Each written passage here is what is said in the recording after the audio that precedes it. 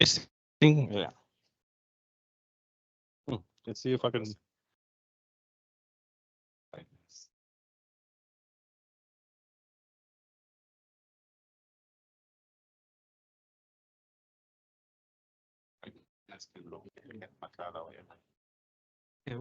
Hey, come on! Can you hear us on your Teams? Teams speak.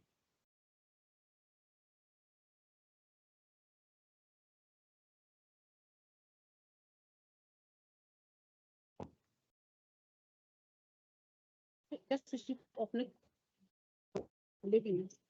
Where are you leaving to? Going to the store. Yes, I'm going to the storeroom. Can you hear me? Yes, they can.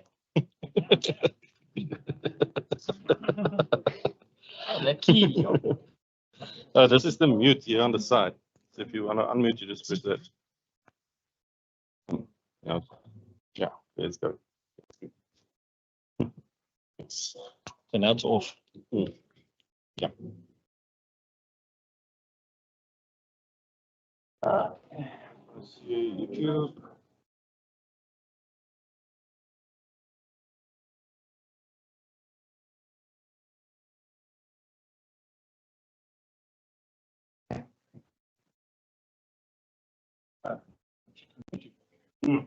Right. Then what else?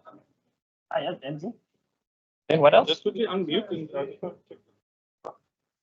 Unmute where? mic. Oh, this one. Testing, testing.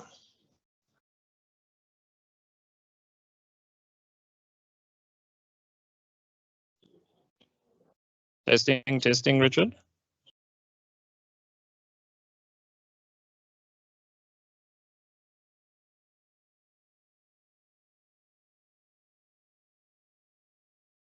Oh. Okay. How the audience can get it? How the audience can see a presentation?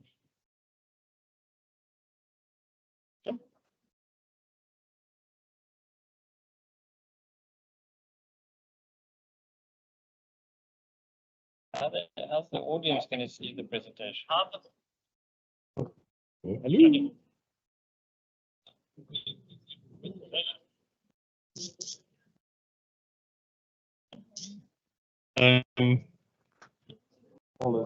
One of two ways.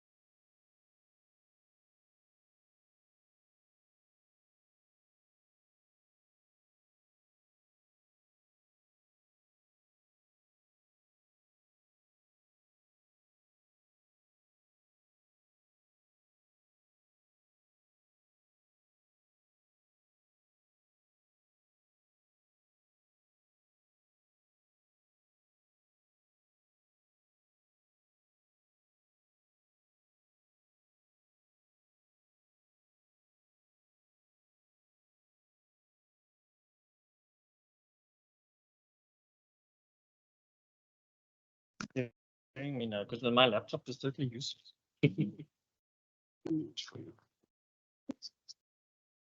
That's what it is. Does it have? No, I don't want.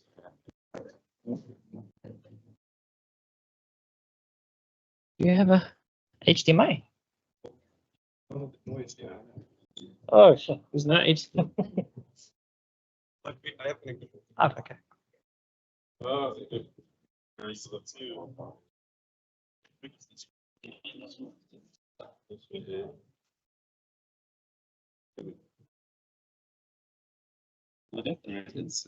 muted. Das meist dran und das meist dran und ja.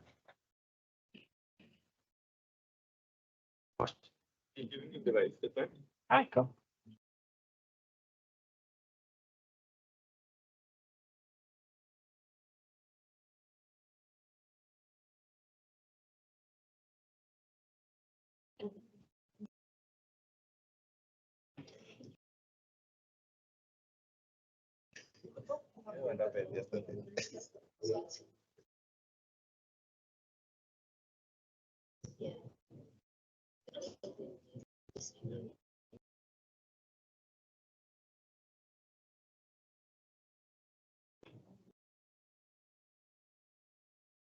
So please say testing.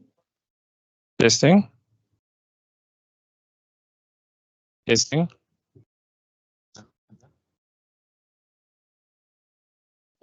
Yeah. The mic open.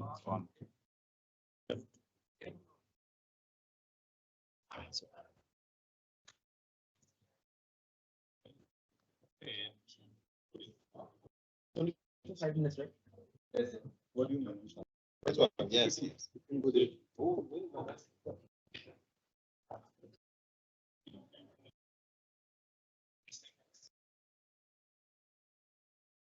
Testing. That's quick when it's right. Let me see. Okay, testing the sound. Yeah, it's speaking.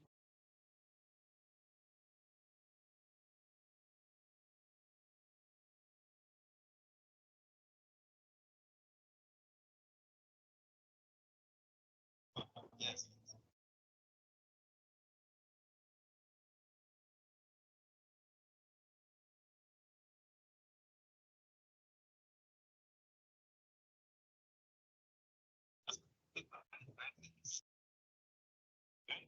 Testing.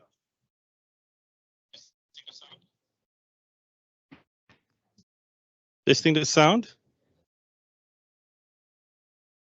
It doesn't matter which one it is. Test. Oh. Testing.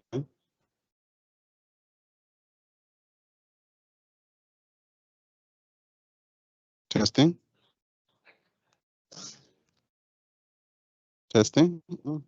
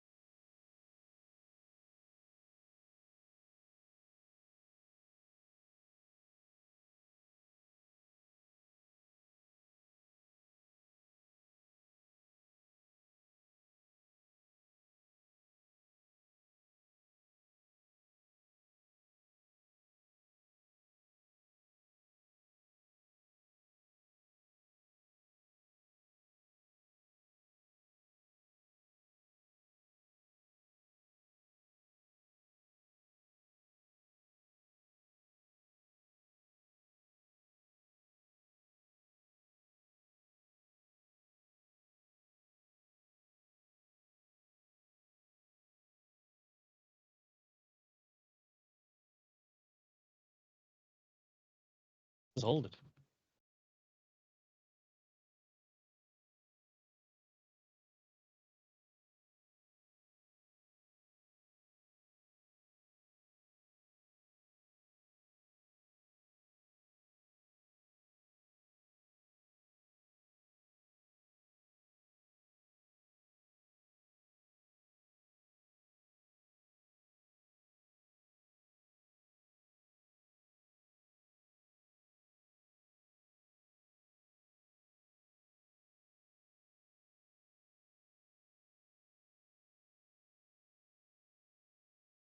Good to go.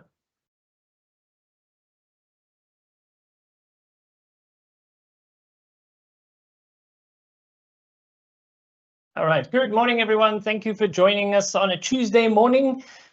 You're most welcome. Thank you for being early. And the guys that are online, thank you for joining early.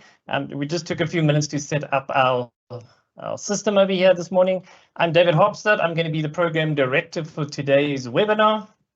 And we've got a special guest all the way from India, Devesh Gupta, who's going to be taking you through a wonderful seminar of the work that he's doing. And it's going to be very interesting, very interactive. So we will be checking the chat as well on Teams. So do please send through some queries and questions and that type of thing, because it's going to be an interactive, fun session. Thank you once more for joining us. It's going to be a good one. I'm, as I said, David Hopstad. I'm with the team from ADOV, and we're proud to present this webinar this morning. So I'm going to hand over to Dr. Chetty, who's the project lead for the ADOV team, and he's going to do the welcoming for us this morning. So over to you, Dr. Chetty.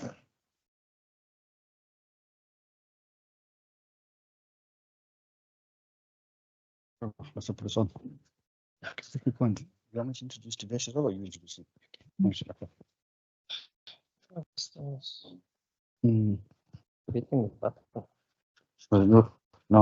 Okay, there we go. Okay, very good morning. Wow, it all sounds so sleepy. Good morning, everyone.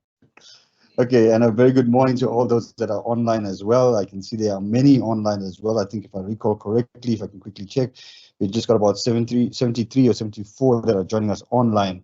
So very good morning to all of you that are online joining us as well, and to all those that are seated here. Very good morning to each one of you. Thank you. And I see many familiar faces from yesterday that are joining us today as well. So welcome to each one of you. And once again, greetings to our program director, Mr. David Hopstad, the ADOV team, and our special guest this morning, and our speaker this morning, Devesh Gupta, as well. And I'll introduce him shortly. But let me start first by setting some context for us, colleagues. And I think this is important for us. So it's my great pleasure really to invite each one of you today to this important seminar, which is hosted by the Academic Development Open Virtual Hub at UNISA. For those of you who don't know the work of UNISA, I would suggest that you ask some of the colleagues of the critical work that is being done by UNISA, specifically this particular niche that we're working on today in terms of green technology and the many dimensions of it that we have in terms of critical aspects of technology. And our speaker would highlight some of the critical elements of governance, knowledge, and the crisis of fragmentation. But we gathered here today, you know, as we gather today, we look forward to a very exciting, reflective, and intellectually stimulating discussion today. I know from my engagement with some of the young students yesterday, it was brilliant. And once again, I commend many of you for your excellent work that you've done yesterday, and together with the UNISA students as well. For those of you that are online, you might have missed a very engaging session yesterday where we saw the intersection of politics, economics, education coming to the fore. Now, let me set the context of why this seminar matters firstly for us. We're living in a moment of profound contradiction. On one hand, humanity has never seen greater access to knowledge, technology, and data, and sophisticated systems of governance. And on the other end, we have what we call the deepening inequality. We have deepening inequality, the deepening divide, the ecological instability, persistent conflict, and systemic governance failures across not just the country, but across the continent and the globe itself. Now, this raises questions for us, and partly of what we need to think about even as you are here today. Why, despite all our advances, do these crises still persist? And in many cases, deepen. So if you look at the global world that we are living in, as we look at technology, as we look at knowledge advancements, why are we still in crisis? If we take, for example, a few years back, a few decades back, we didn't have the advanced technology that we have today. We didn't have the advanced knowledge that we have today. But with everything that we have today that are assets for us to think and reimagine ourselves, why are we in deeper crisis today? Traditionally, we respond by approving policies, institutional frameworks, implementation strategies. But this seminar really invites us to consider something much more innovative, more fundamental. It asks, what if the problem is not only our systems, but in how we see? And I think Mr. Devesh Gupta is going to explicate this for us in a great extent. You know, is it our systems, or is it how we are seeing the world we live in? Now, the central theme that Mr. Gupta will talk to us today about in fragmentation, at the heart of today's discussion is the concept of fragmentation. And we look at modern governance systems tend to divide reality into separate domains, the economy, the environment, society, technology, and we treat each as though they exist independently. But the reality is it does not. These are much, much more integrated together. And in doing so, many unintentionally reproduce the very crisis we're trying to resolve. For us, from UNISA's perspective, when we think of the ideas of Africanization, decolonization, the critical conversation today for us is really on, it is epistemological, it is ontological, and it is existential as well. So how do we link today, colleagues, as you're sitting here, you're not sitting here for any, just to visit, to engage with some colleagues that are international with us. We're really thinking about what does it mean for us in terms of higher education. As a university, and particularly as UNISA, we occupy a critical position in this conversation. We are producers of knowledge, shapers of thought, and architects of future of leadership on the African continent. And within this, we have the responsibility of developing our students that can navigate this immediate crisis that we have in the continent. Part of bringing in expertise that are international, like Mr. Gupta, who is an educator and author, the founder of Emerge, an initiative exploring the relationship between consciousness, governance, and public policy. His work challenges conventional thinking by asking us to consider the role of the observer, the nature of perception, and the relationship between consciousness and governance. He's the author of the books Ethical Movement, Governance Without Self, and his forthcoming work, From Fragmentation to Wholeness, explores the role of perception in shaping sustainable futures. Now, these are not just theoretical frameworks, it has profound implications for us when we start thinking of leadership, institutional design, public policy, and education. As you sit here this morning, I would like to invite us into a brief moment of reflection. And as you start thinking about what this means for us in terms of the university, as well as those are online, what does it mean for you where you are in your qualifications and career? I want you to start thinking about these three questions, or these 3 points. When we approach a problem, do we see it as separate from ourselves? Do we assume that better tools will automatically lead to better outcomes? Or do we question the very lens through which we understand the problem? Because perhaps, and this is the provocation of today's seminar, to govern well, we must first see clearly. If we don't see clearly, we are not able to govern. And clarity is not only a matter of information, it's a matter of perception.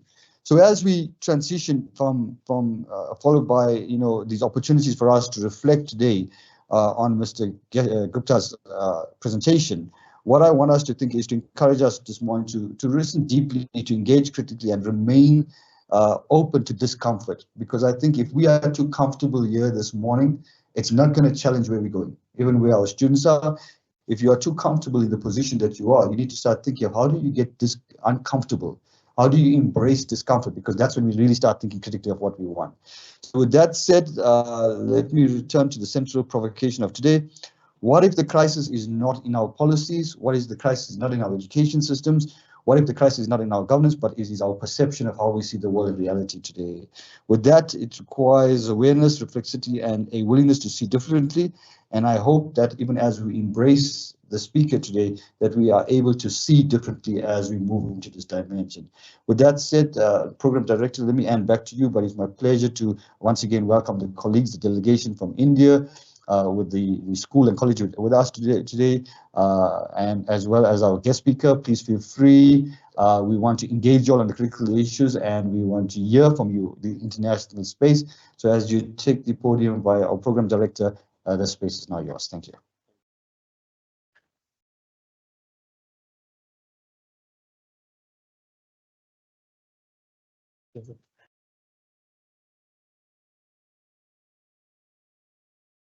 All right. Thank you, Dr. Chetty, much appreciated. So setting the groundwork for today's exciting event. Thank you very much for that. So before we hand over to Devesh Gupta, I'm just going to read his bio, so just so that you guys have a good idea about the work that he's doing and the experiences he's gone through. Let me quickly move down a little bit. Okay, so Devesh Gupta is an educator, author, and researcher working at the intersection of consciousness, education, governance, and public policy. His work examines how fragmentation in human perception shapes institutions, systems, and social relationships, and explores whether transformation in collective life can emerge through deep inquiry into perception and awareness. He is the founder of Emerge, a research and institutional platform established in 2020 to investigate the relationship between perception, consciousness, and institutional functioning. Through Emerge, Mr. Gupta conducts workshops, dialogues, institutional engagements across educational, governance, healthcare, and leadership environments, creating spaces for inquiry into how identity, authority, conditioning, and psychological fragmentation influences. And then, of course, WhatsApp pops up. Thank you. Making social systems. Since 2015, Mr. Gupta has worked extensively through the DS, where he serves as a Director of Education and Youth Initiatives, leading youth leadership and educational programs, engaging students, educators, and institutions across India and internationally, including Afghanistan, Nepal, Fiji, and Malaysia. These engagements have addressed issues including climate change, governance, education, violence, discrimination, and sustainability, while providing the experimental ground from which his research inquiry emerged. Through these initiatives, Mr. Gupta has conducted workshops, dialogues, and leadership programs with students, educators, institutional communities across numerous schools and universities, including institutions such as Mayo College, Walham Boys School, Shiv Nadar School, Sunbeam School, the Rashtritra military schools, as well as university environments, including OP Jindal Global University, Stanford University, University of Toronto, Queen's University of Charlotte, the University of Malaya, and the University of South Pacific. These engagements explore the relationship between learning, identity, leadership, and perception, examining how intelligence and ethical action emerge beyond conditioning and authority. Mr. Gupta is the author of the External Movement 2024, which explores the structure of consciousness and the illusion of separate self, and the governance without the self, consciousness, and the end of fragmentation systems and complexities 2025, which examines governance, institutional life through the lens of perception. His paper, Perception Before Capacity, Education, Intelligence, and the Limits of Skill in Apollo Crisis 2026, articulates the relationship between perception, intelligence, and institutional transformation. His forthcoming book, From Fragmentation to Wholeness, Spirituality, Awareness, and the Future Beyond the SDGs, Emerald Publishing 2026, further develops his inquiry in relation to governance, sustainability, and global institutional transformation.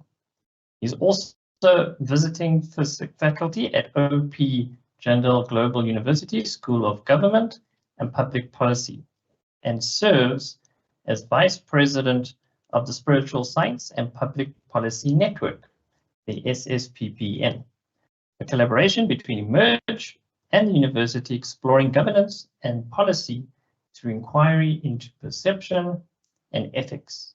His research has published with Edward Elgar Publishing and is forthcoming with Routledge, Palgrave Macmillan, and Emerald Publishing, has been presented at the Institutional Conference of Public Policy.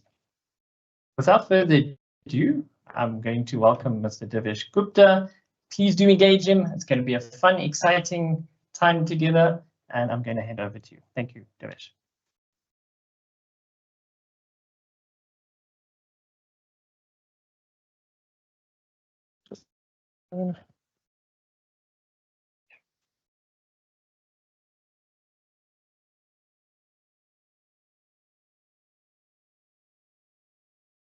Very good morning to all of you.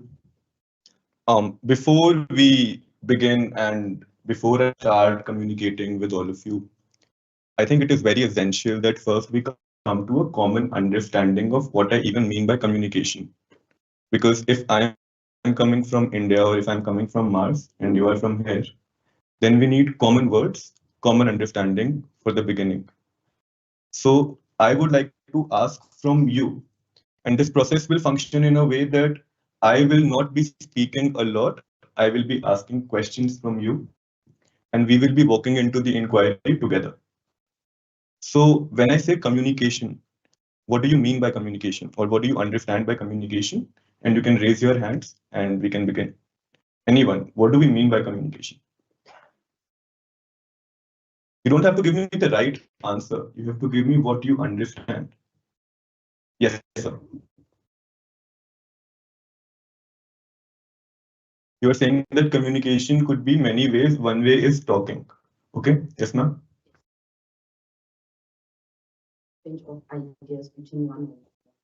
It's an exchange of ideas between one or more people. Anyone else who wants to add something else to this? Yes, sir.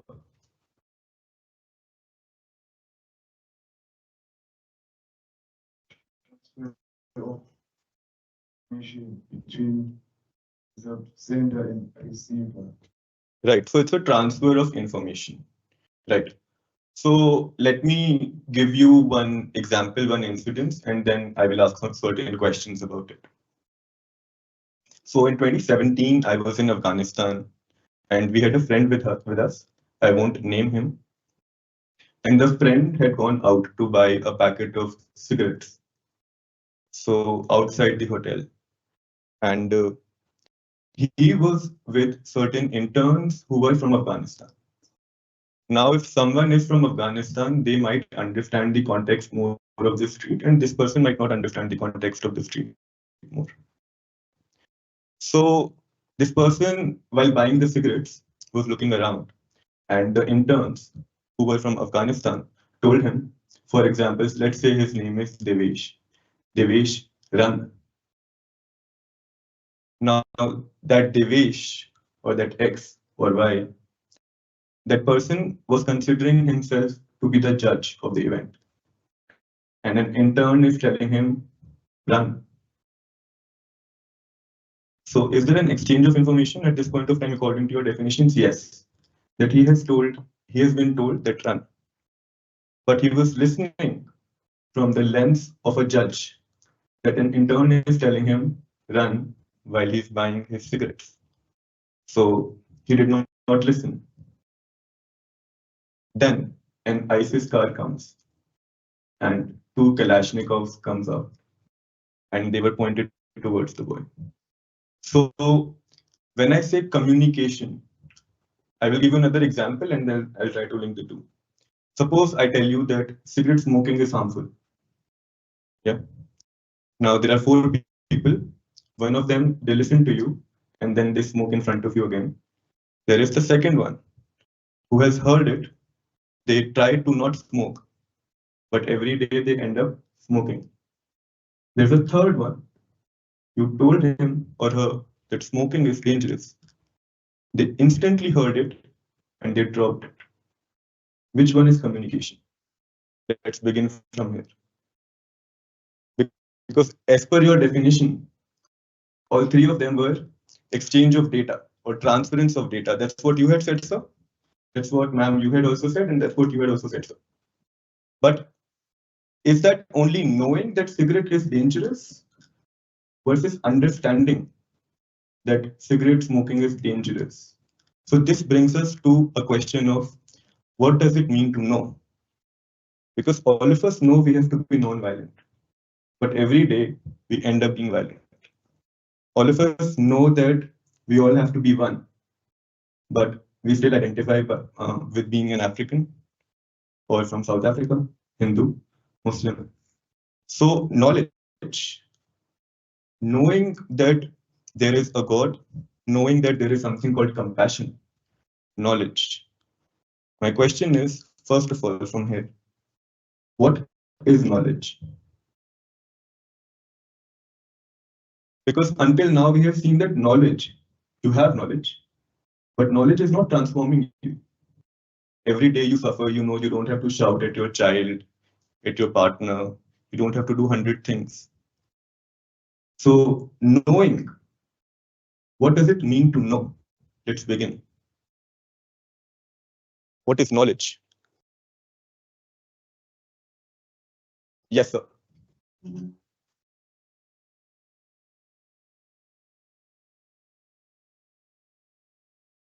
From my notes, it's that at its simplest, it is the awareness or understanding of someone or something, such as facts, information, or descriptions, or even skills acquired from education. Right. So, you are saying that knowledge equals to understanding. That would be wisdom. Knowing is just knowing that one equals one, but then understanding would be knowing why it is So, one. right. So, what do we mean by knowledge? Knowledge. What is knowledge? Just knowing something. Yes, good, but what is it? You are telling me the nature of knowledge, knowing the process of it. I am saying, what is knowledge? Yes, ma'am. You can speak without the mic if you wish to.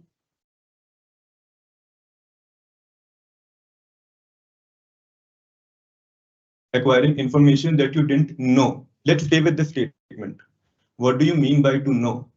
Very good. Now stay with it and go into it. What is the implication of this thing where you say that knowledge is something which is known, which means that knowledge is from your past? Yeah. How many of you know my fiance's name? No, it's not in your memory. Do you know your own name? Of course. Any knowledge you have, look at any knowledge.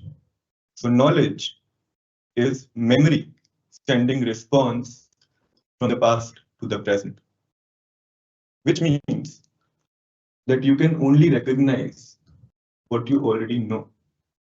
All your desires, all your fears, they are about what you already know, the known, which is coming from the past. So if I now let's dive deeper into this. And if I ask you, what is this self? The me. Let's begin from something which we already know. Because self is the closest thing we have. Every day we live with this. So what is the self? The me. Tell me about yourself, anyone. Yes, any student would like to tell me anything about yourself. Divyang, Shaurya. Yes, sir. You are Divyang, right? So this Divyang, what is it? It's a word. And word has been created by knowledge. Very good. Where is this knowledge coming from? From the brain. Very good. That means that knowledge is contained in memory. Yeah. Now, knowledge has a role. Knowledge is important. When I travel from here to South Africa, from South Africa to India, I require a plane. The plane has been built by knowledge.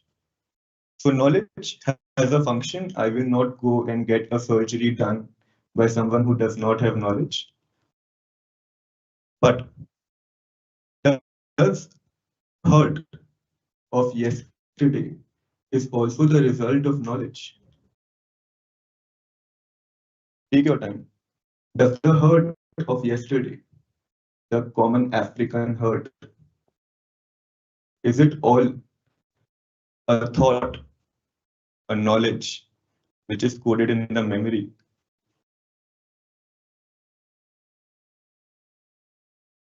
The fact that you are American, you are African, I'm an Indian. This identity, is that just a mere thought? So we ask, what is, yes, ma'am. Please go ahead, please answer.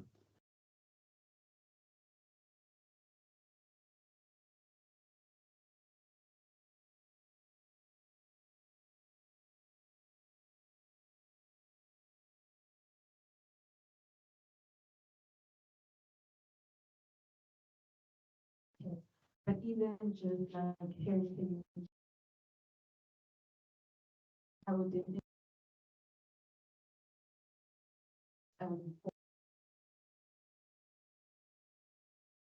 Becomes better, skill better. So the self is the me, which is the result of my past consciousness, my desires, my hurts, my ambitions, my will to become a big professor, my will to speak at 100 places, to publish more, to get more money. All that has roots in the past. So whatever we wish to become is already a projection of the past onto the future. Now, yes, sir. Yes, Devesh. So we are getting some chats also from the team Please go ahead. platform. I see Quena has posted, knowledge is acquisition of meaningful information that can be shared or practiced. Nabila, knowledge is information. And S. Manemo, knowledge is justified true belief. Some of the comments from. So when I say belief, when you say belief, belief is also thought. So let's look at how knowledge is formed. You touch fire for the first time, and there is sensation, there is contact, there is sensation, and you say that fire is hot. Now that experience has been registered. When we code something in the memory, first question is that are we registering everything which is happening? Or do we only register certain things in the memory?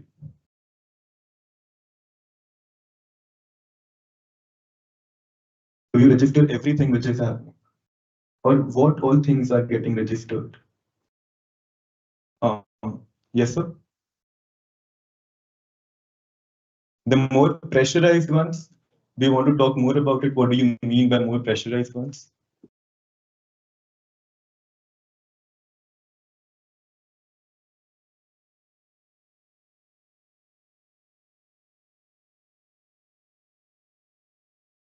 So the thought registers an experience which you either want to be repeated or don't want to be repeated. So when you register something, you get hurt and you don't want it to be repeated, you create fear. And when the thought wants itself to be repeated, it creates desire. So the movement of the past to the present is creating fear and desire. Now let's, for a while, break this inquiry and look at the world around us. And how I see the world is that there are a lot of crises currently happening. And I don't have to tell you, I'm sure all of you can tell me what all crises are happening in the world. So let's start inquiring with the young people as to what do they feel are the crises which exist in the world. Yes, boys, what crisis do you think exist in the world? Go ahead, one by one, all of you can speak, use your mics, please. I feel that retaliation. Retaliation, thank you. Okay. Sure. So currently, for example, I hit Kush. Kush hits me back. Rather than solving it, the problem grows bigger. Mhm. And while the problem goes bigger, the world comes into a situation of crisis. So I think the structure of retaliation should be structurized, should be mannered in terms of that two countries. Devak, not what should happen. Tell me a conflict which exists in the world. Let's look at first what is happening. Tell me a problem. The Russian-Ukraine. Russia-Ukraine war. Right. So can we all look at Russia-Ukraine war for a while? Great. So why are they fighting? Why are they fighting or how? Why are they fighting? Because of retaliation. Why are they retaliating? Because of problems that they. Why do they have a problem? Because there are certain amount of expectations and they were not fulfilled. Right. So who had expectations? Both of them. Right. Adyan? The problem in Russia-Ukraine, if you look at it, is that on the factual basis, Russia believes that it controls a part of Ukraine. Pause. What is Russia? Russia, if you ask me, the people of Russia have a thought that they are Russian. Very good. Let's stay with this. So now I want to introduce you to two words. One is reality and one is truth. Reality, I'm saying, reality is a product of thought. So this mic has been put together by intellect, by thought. So I'm calling this reality. And this has a stable function. But is a tree created by thought? So that which is not created by thought, we are calling truth. Now, is a nation, Russia, is it actually there as truth as a tree? Or has it been created by human mind?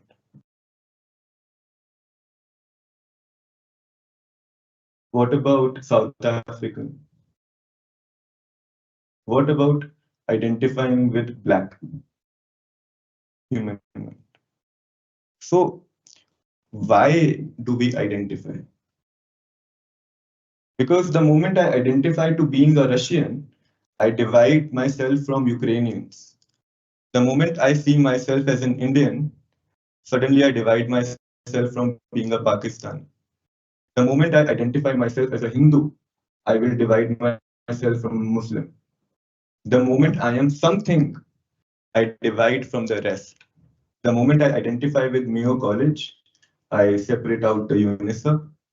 The moment I only identify with my family, I will only take care of them. So my question is, what is identification? Or beyond that, why are we identifying? Why? Why do we identify? To belong. Why do you want to belong, sir? Stay with the question. Don't run into answering. Why do we need to identify to being an African, to being a Gupta, to being a Parashar, to Mayo College, to Shetty? Yes, sir.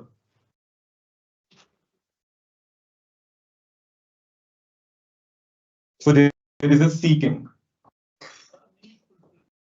a need fulfillment. So is it a biological need, sir, or is it a psychological need?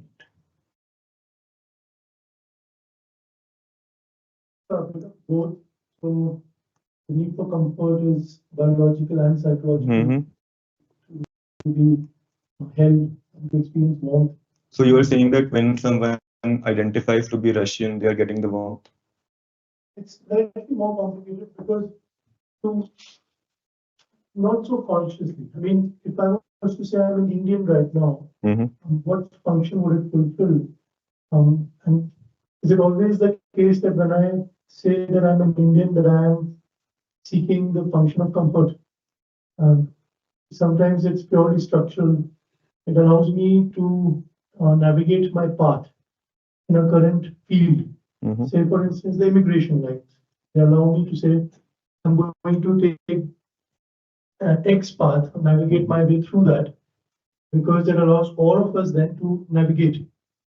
And where are we navigating to? That's interesting because you're navigating to a point. At that point, I may dissolve the identity and then take on a new identity. Right. Now I'm saying that at the very moment you identified because of your structural convenience, there is someone from Gaza who is now being called a Gazan, who does not have a passport because of the very identification we did. Even though I was seeking psychological security by thinking that I will buy 2 guns and I will have a border, but the moment I buy 2 guns for what I identify with as India and a nuclear weapon, psychological insecurity will lead to physical insecurity. So the very demand of psychological security is leading to physical insecurity, because the me is insecure. Therefore, it seeks to identify with something which is bigger, to belong. But in this process, there is division. And now you look at any conflict in the world.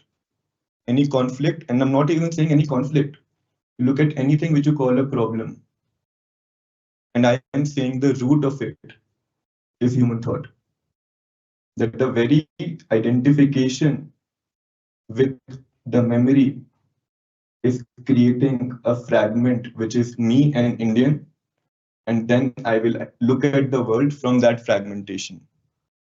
So the self is divisive in its very operation. So I would want you to take 2-3 minutes and ponder upon it. That any conflict you look at, be it Russia, Ukraine, you look at what is happening in Iran right now, the entire issue is about the word, the label. And what side do you support? How does that come? Because first you form a fragment, I'm African. Then what should African feel? Not what my heart should feel. What is in the interest, selfish interest of that particular group? And because of that identification, there is more fragmentation. So coming back to knowledge, and I'm saying the only divisive factor is the human intellect. What divides a pink from a red is the human intellect which has created the world. In the psychological world, what divides an Indian from an African, from a South African? What divides us? Because then the actions, because you are an American, suddenly you are allowed to travel. Suddenly you have a lot of security.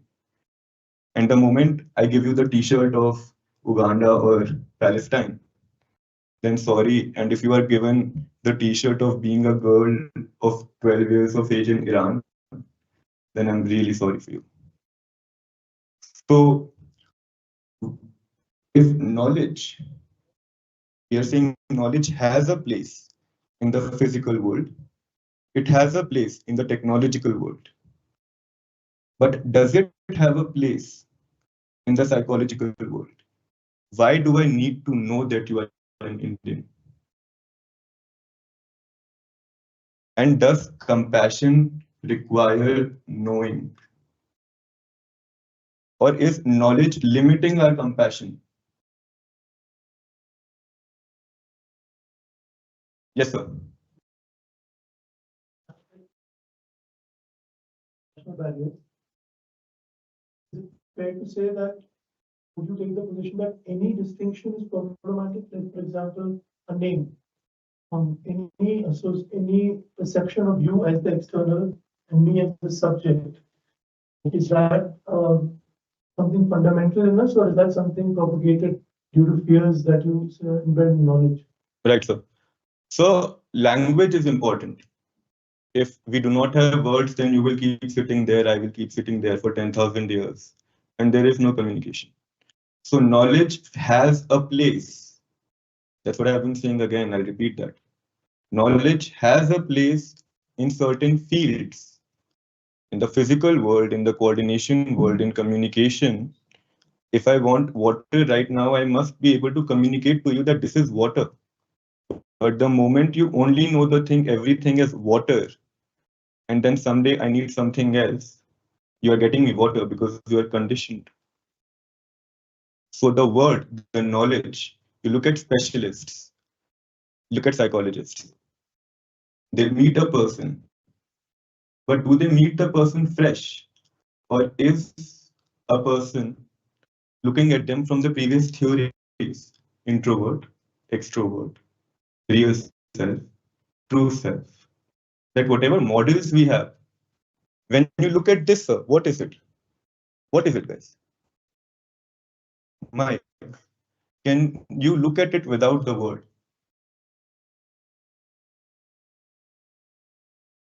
Yeah, so can you look at it without identifying?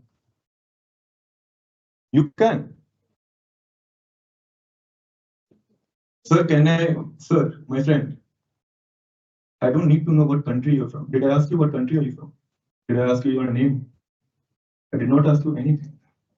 I don't need to know to love you, to share with you, to commune with you. Why do I need knowledge to do the right thing? Take your time. Let's take a 2-3 minute pause because these questions must be pondered upon. Why do I need to know that that belongs to my house? Be it at your school?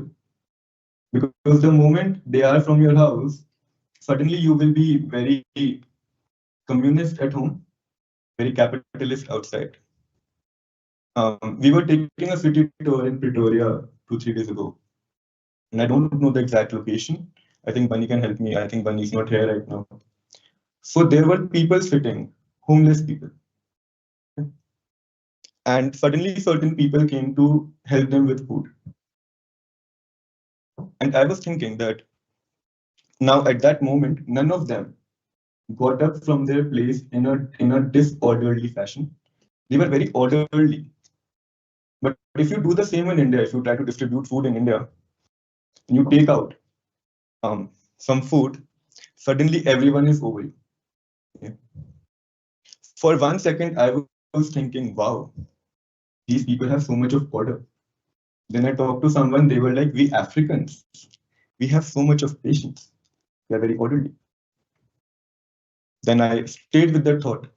Then I thought that if they were orderly, then why did they end up at that position?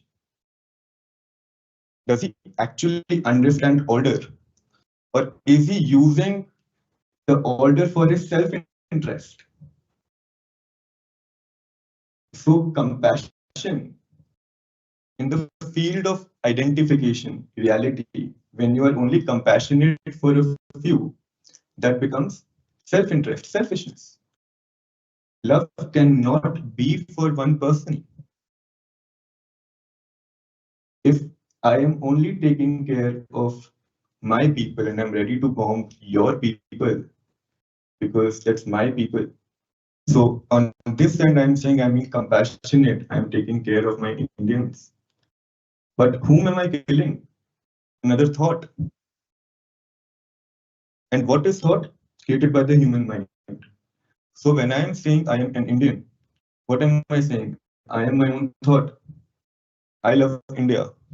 I love South Africa. So I love thought. So now let's understand, what do we mean by love or compassion or understanding? And we had said earlier that knowledge is a function of past. Now, what is understanding? What do we mean that we say, now I have understood? Suppose you're standing and a bus is coming towards you. It's coming at a very fast speed. Do you create a framework that the bus is coming? I should move. Do you chant, I should move? Do you make goals, I should move? Or do you instantly perceive the danger and you move? So we perceive the danger and we move. So the fact is that we are violent. Instead of understanding violence and ending the violence now, ending the identity now. For example, now I have shown you that your identification has led to division. Now, how many of you have heard it, known it, memorized it, analyzed it, versus how many of you have understood it? So what is the meaning of understanding? Because if you have understood something, then it's over. So what is preventing you to perceiving the danger of nationality as you perceive the danger of the bus? Because we have clearly seen that the moment I identify, I divide, I fight, it leads to more division, so on, so forth.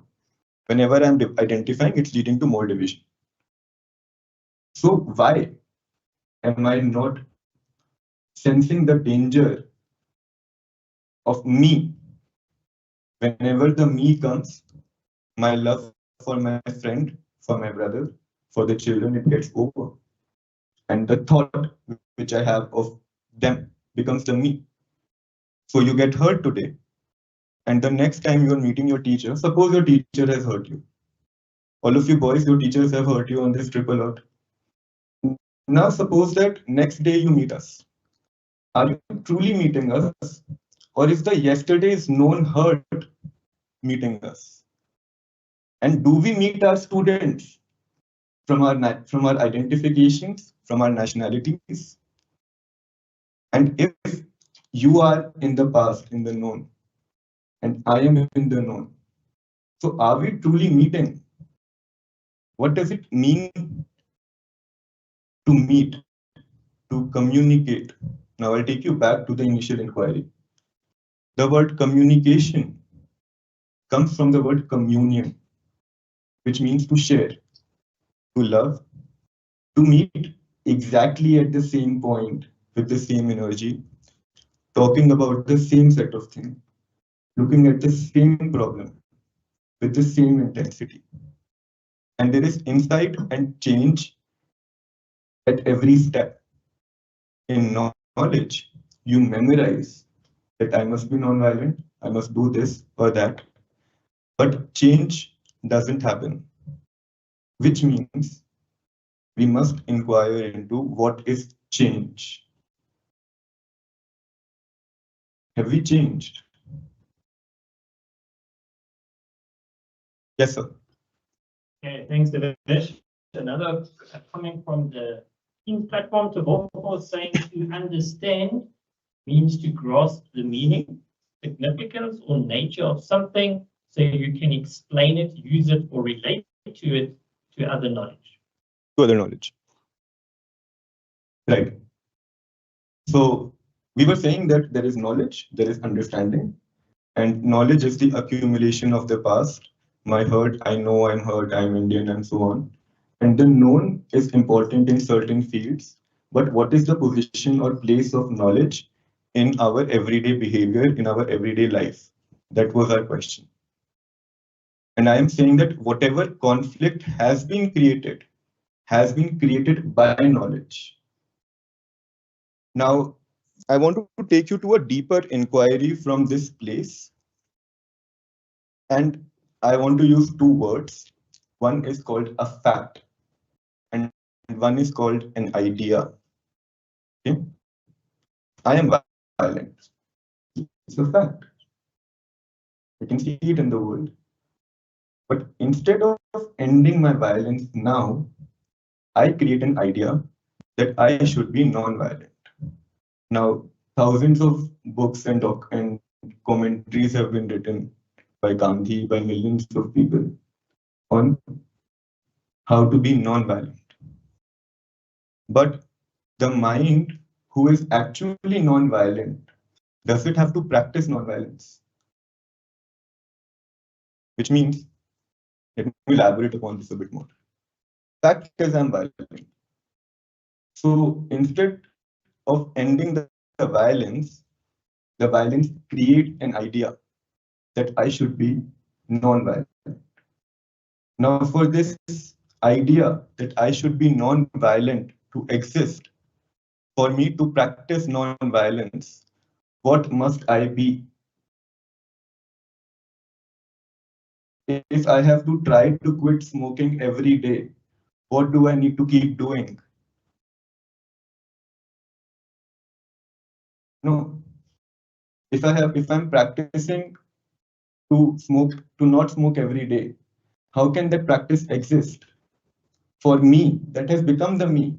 Devesh has become the me who should not smoke. For Devesh who should not smoke to exist, Devesh must keep smoking every day. Only then he can practice to not smoke. So instead of ending my violence now, I have created, the violence has created a thought that I will be compassionate, I will practice in the morning, I will go to church, but my very being is violent. So what place has idea or thought in transformation? Is the question clear?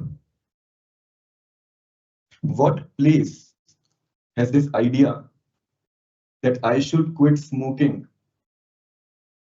Why am I creating the idea that the bus is coming?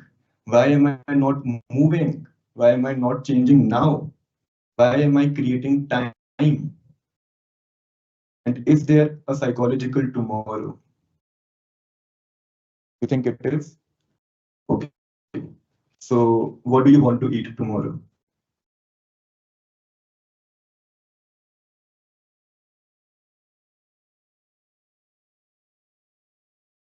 You drink tomorrow, right? It's coming from the past because now you said it's Thursday tomorrow. You already projected the past onto the future.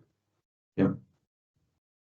So is there tomorrow, which means, okay, so 2-3 days ago we went to the cradle of the mankind, and biologically there is evolution, and psychologically I am saying the thought is violent, me is violent. Is there a psychological evolution? Can the thought which is broken, that which is broken, a cup which is broken, and you pick up a piece, can it over time become the cup? So when the self is violent, and instead of ending my violence now, instead of quitting my cigarette now, I create an ideology that I should be non-violent, I should be compassionate, we will achieve sustainable development goals by 2050. We create psychological time. I'm hurt now, and then the hurt says, I should control hurt. So when you are in hurt, the person who says, I should be non-violent, I should not be hurt, are they separate from hurt? Or is it the hurt which is thinking, I should not be hurt?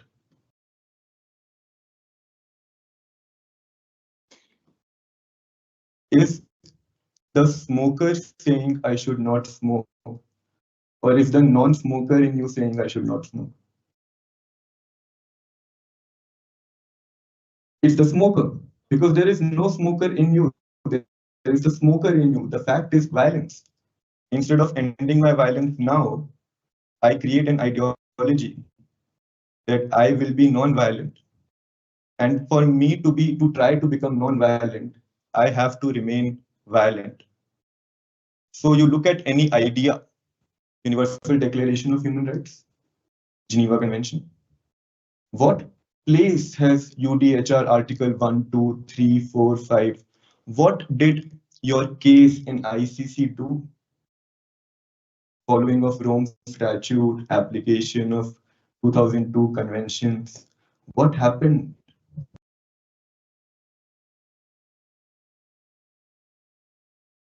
So what place has thought, knowledge in transformation? Because we are saying knowledge has created the conflict at the first place.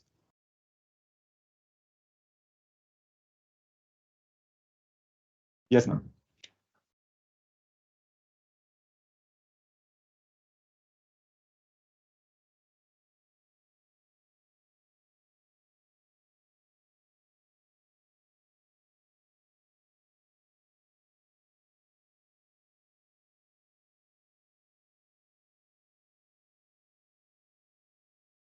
Says man is that being which invented the gas chambers, but he's at the same time that being which walked with head held high into these very same gas chambers. The Lord's Prayer for the Jewish prayer for the dead on his lips. So, sorry. But you know that the first part of that statement for me, I found it interesting because I think for me that I interpret the topic as an issue of human nature. When you understand human nature before thought and before knowledge, and what drives human nature and the decisions that we make purely from that place. So I think for me, my understanding is that I don't have to, me identifying as African, as Indian, as Hindi, as Muslim, as Jewish, does not precipitate or should not precipitate violence, division, etc. But it's either an inherent nature within myself that within those structures, then I start to create certain choices or make certain choices, within those frameworks. But I think for me, it's human nature first that needs to be looked at. Right. So when you say human nature, can I say human psyche? The nature of human? The consciousness of human being? Possibly. Possibly, the consciousness. Sorry, the point that I wanted to make is that when Viktor Frankl wrote that, he didn't say Germans are the ones who built gas chambers. He said man builds gas chambers, and on the other side, man is the one that walks in head held high onto into those gas chambers. So he didn't bring that Identity. Yeah, but he did not say even women contributed. He did not say even women contributed.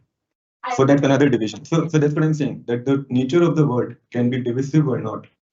But we'll come to your, we'll leave Viktor Frankl for a while, but we'll come to the essence of your thing, because that question is for you to understand without Viktor Frankl. Yeah. What is consciousness?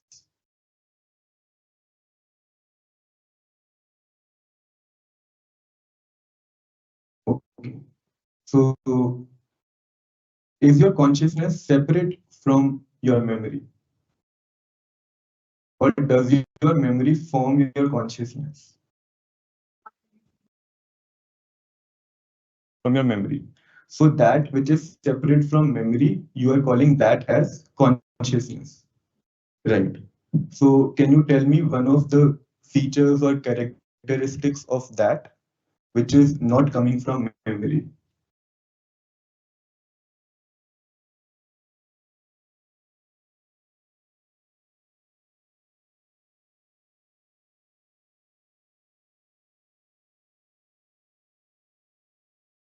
Right. How do you know?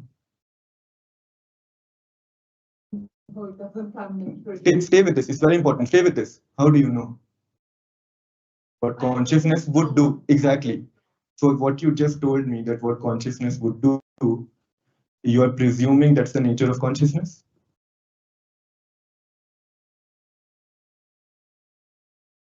No, stay with the question, ma'am. From where did that? We have to first define what I am saying by the word consciousness and what you mean by consciousness, right? So that's the process we are currently doing. And I am saying that for now, I said that whatever has coming from the me, the memory, Devesh, identity, my girlfriend, my mother, my father, all that is the content of my consciousness. For me, the definition of the consciousness. And I'm saying when the past consciousness is not, then there might be something, and I am calling that truth or awareness. So we used these words earlier. Now let's bring them back. And I'm saying what you are using for consciousness, is that the word I'm using for awareness? Presence, love, compassion. Is that what you are saying? Yes. Okay, quite okay, sure. So ma'am, is there a part of the conditioned mind which is unconditioned? That's what you are saying, that there is a conditioned mind, there is a broken part, and within the broken, there is that which is not broken. Is that what you're saying? Because the implication is this then.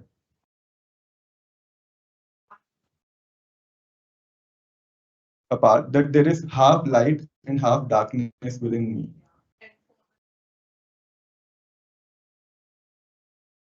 Right. So you are saying that light can be taken over by darkness. Right. So you are saying God can be conditioned. That's what it means. You are saying within me is awareness, and that awareness can sometimes be taken over by consciousness, by thought. By thought. Let me put your words. In your language, I will use your language.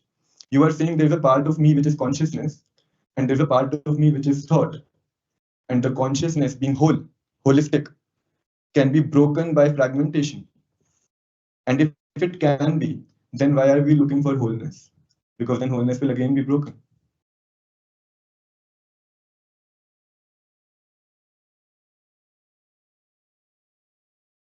That means you are not whole at the point.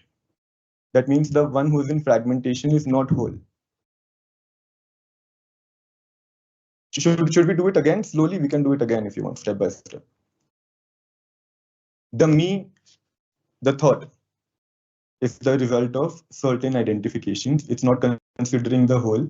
It divides from the whole certain part and calls it mine. So out of here, I identify with that phone, with that laptop, all that has become me. Now, the moment someone will pick it and take it with them, I will start becoming possessive. When my wife will go out with someone, I will call her mine, and that will create limitation, division, control. Yes. So the movement of me has eventually led to control. The action of memory eventually leads to division. Have you naturally seen this till here? Now, I am saying that which is this me, is there a part of it which is whole, or the me is the broken? Or you are saying that within me resides God, and sometimes there is darkness which comes, which can take over that wholeness. How can wholeness be broken? If something can be broken, it's not whole.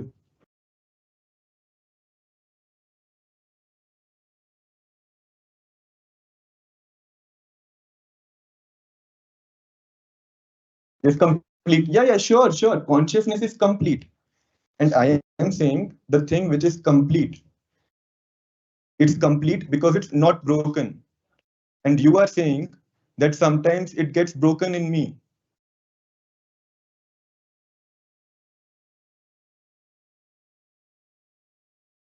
Very good. Therefore, very good.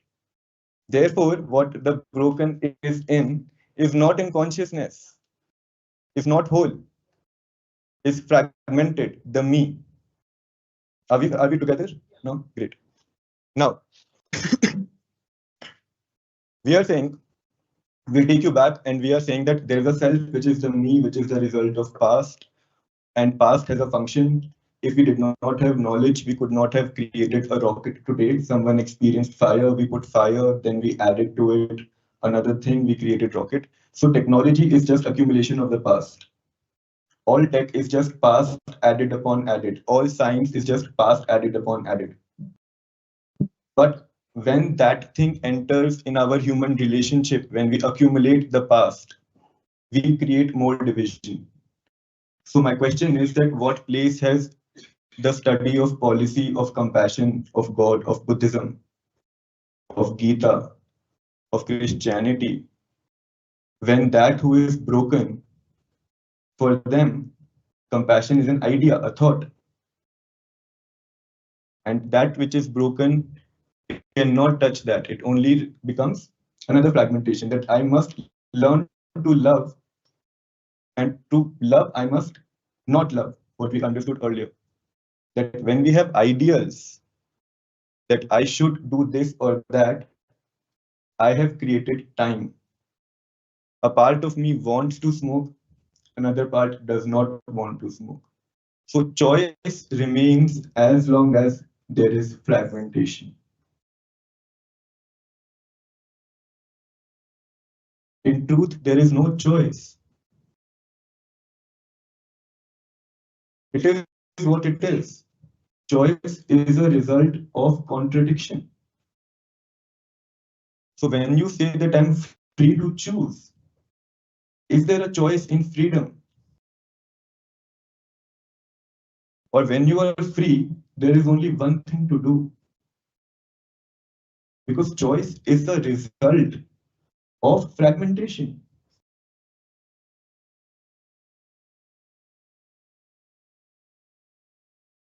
Please stop it. I hope that it's not only me whose brain is working. I hope your brains are working. If it's not, please work together. Yes, sir. Another one from the chat at Kumbozo. Nothing really exists without consciousness. Consciousness gives way to knowledge, therefore awareness. And then I see Alexis also said awareness, and this is real. Is real. Yeah. Yeah. So now it's an inquiry with all of you. You are sitting on the tables, and I want to know from you, whatever discipline you are in, whichever discipline, I don't even know, science, math, political science. Tell me, how has it brought in change? And now I will quickly tell you what I mean by change. By change, I don't mean I am 100% violent today, tomorrow 99, third day 98, then 105. Psychologically, there is no gradual change because psyche is what has been formed by the gradual accumulation, by becoming. I'm an Indian, I must become this, I must be this. All of that becoming is the me. The me is the accumulation of psychological time of the past. And as long as the past, which is thought, functions, there is no presence. So, yes. I've got another interesting one here from T. Montlane. Identification may also stem from preconceived ideas, whether positive or negative, of identifying groups. You identify with being Black or BE, for example, to benefit from economic frameworks, or you identify as another race other than Black, despite racial classification in South Africa. If a negative social connotation exists about being Black, so it can be to benefit one or to protect them. Which means that can idea bring people together? Or does idea divide? Idea cannot bring people together. Idea bring people together for mutual convenience, for usage of each other. And when the usage is done, idea does not keep strength. So when the COVID was happening, and we are Africans, we are Indians, but first I will give a COVID vaccine to my girlfriend. And if it's between me and my girlfriend and my mom, first I'll give it to my mom. And if it's between a Muslim and a Hindu, first I'll give it to a Muslim. So the ground from which action emerges, if it's rooted in memory than the present moment, that means that you have not identified the true problem. You have identified your own desire, and you are serving your own desire from the situation because you're projecting your own self on the situation. So identification is the cause and the effect of desire and fear. Identification leads to desire. I identify with pizza, so I want pizza. If it will not be there, I will create conflict. And what I identify with, I fight for it. So the moment I will say 5 things about Africans, whoever identify with Africa, suddenly they will get hurt. So identification, idea, does it bring people together, and is being together conditional? Because if ideas are bringing people together and when the idea will not be common, there is division. So is togetherness conditional? Yes, it is.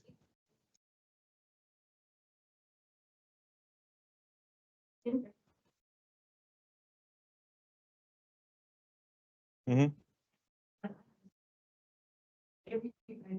Consciously, which, by the way, I want to say I do believe that consciousness works together with memory. Because if I broke a glass yesterday because I was sitting at the edge of the table, tomorrow I'll know not to put it at the edge of the table because of my consciousness and my memory, right? And then, can you please repeat the question? I lost my train. That's fine, that's fine. Now you don't need to go back to the thought. You can build from here. So I do believe that everybody, even in our social group community, Muslim, it doesn't matter. We all are going to look for our community and look for what's comfortable for us. So we're always going to consciously also put ourselves first. So I do believe that the question and the We were discussing about identification. togetherness, right? Yes. Togetherness is not As of now, at this point. At this, it's an idea. It's an idea. Exactly. That's what I'm saying. Yeah. That those who are in fragmentation, togetherness, that we should be united. I was reading your, I think, South African Charter or the African Charter at the Freedom Park. I essentially don't know what is the exact title they have given. But they were talking about how we Africans are one. How can, if I take three people here and I say we are one, then I have already divided on the basis of certain division. Yes, so that's what I'm saying. Togetherness is not a thing because Africans, if I had to choose between a group, and I'm not being this, if I had to choose between a group of hungry Africans, as you mentioned, or a group of hungry Indians, consciously, I'm gonna want to help my people. Let's pause it. Very good. I want to help my people. Is this I separate from African? Is the thinker separate from thought? So thought creates the thinker. So the moment you have identified that I am an African, now your thinking begins from Africa. The moment you identify I am a professor, your thinking begins from there. And to preserve your institution, you perceive the world from the starting point of self-preservation of the institution, of the idea, of the identity of myself, my role. Yes. Please, ma'am. I exist because you are. So you made the example of how wouldn't you compared to if you go to India, they're gonna flog on you. So my point of view is that consciously as well, we are all taught and raised a certain way, and we are all taught to consciously always take care of the next person, but not all of us are like that. So that goes back to the identity and identifying that I am African and I am expected to have Ubuntu for my fellow sisters and brothers. But then in the same sense, For my fellow sisters. and brothers. Yeah, what are these my fellow? Yes, that This is identification. See, yes, I see that again, when you're articulating also, in your articulation, only she is my sister. Yes. Yeah. So, and that's conscious. And are you separate? The person who is narrating this to me, are they separate from that conditioning? They are not. That conditioning. So does the condition have a choice, or will it inevitably lead to division? It is divided. It cannot perceive the whole. It cannot perceive beyond itself. So whenever we are looking at a problem from a nationality, from identity, from my past hurt, when you meet your children, from your anger, from what your wife did to you in the morning or your husband did to you in the morning, and then you go somewhere and you're sitting there, you are not meeting the present. It's the past which meets itself, not even the present. The past is only meeting itself. So what you think of the other, or whatever you think of me in this moment, is only what you have concluded and registered. So if someone has hurt you, why do I remember that they have hurt me?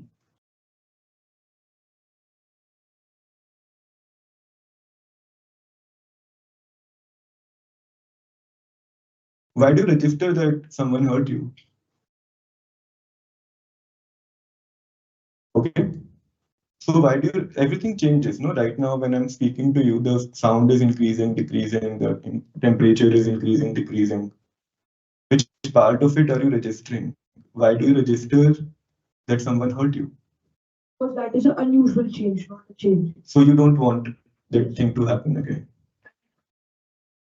Not thinking about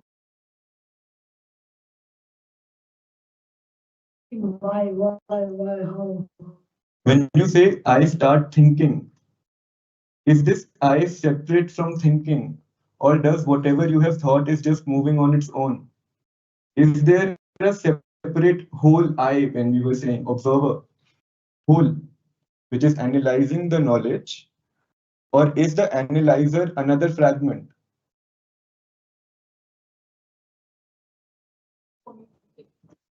When you say for me, you have already shown that the question you are looking at it from your perspective, which is a fragmentation. Look at it. Yeah.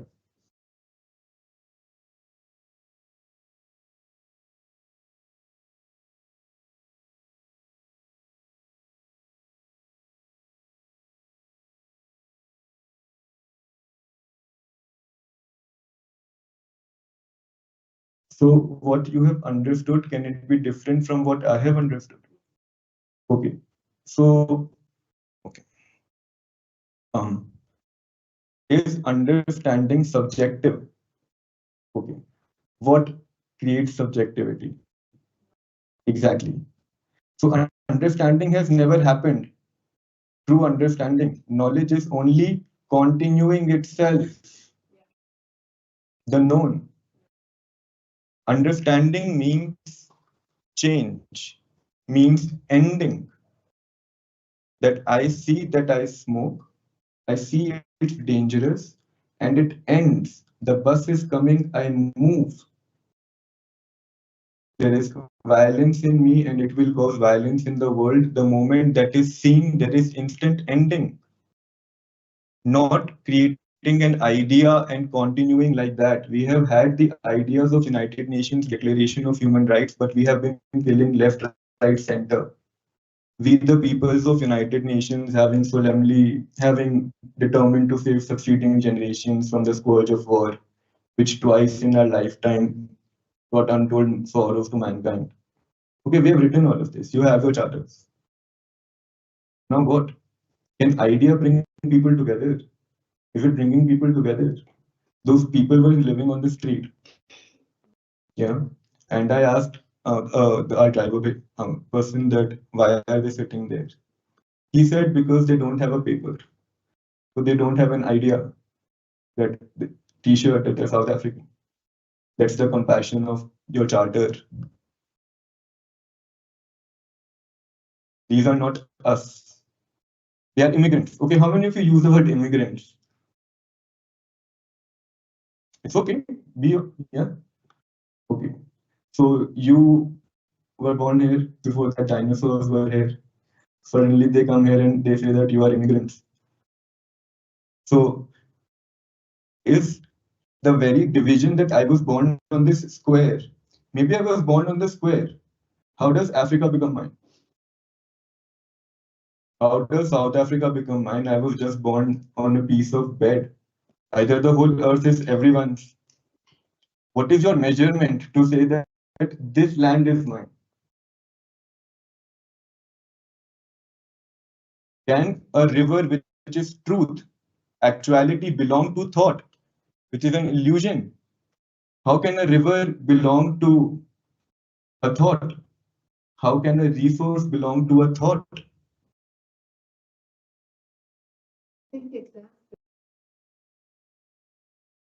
Thought, when we operate from thought. From aware, okay, for now you can call it consciousness, sure. From that whole, let's call it whole for a while.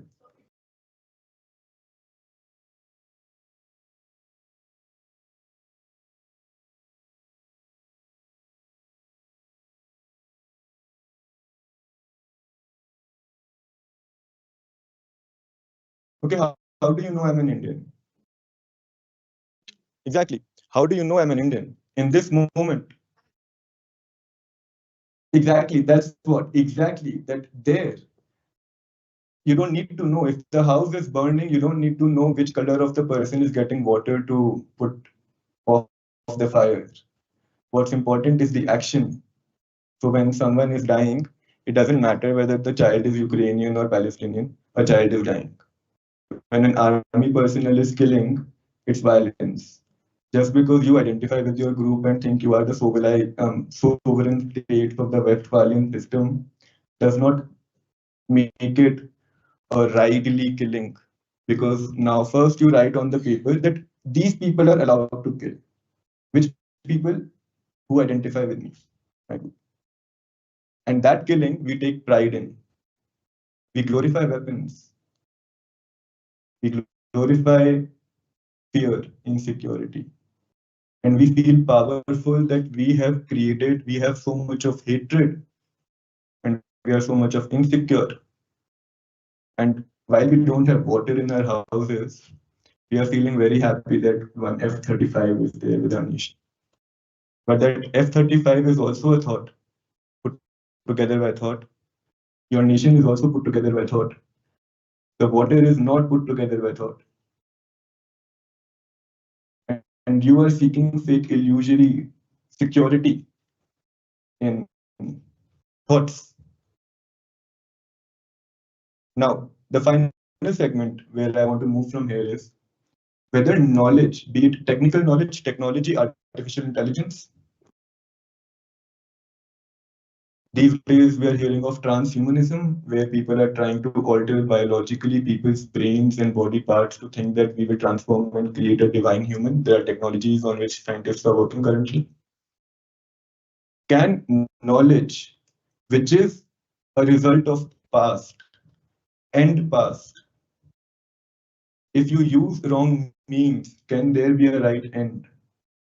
Can knowledge which is broken, can it lead to unbroken?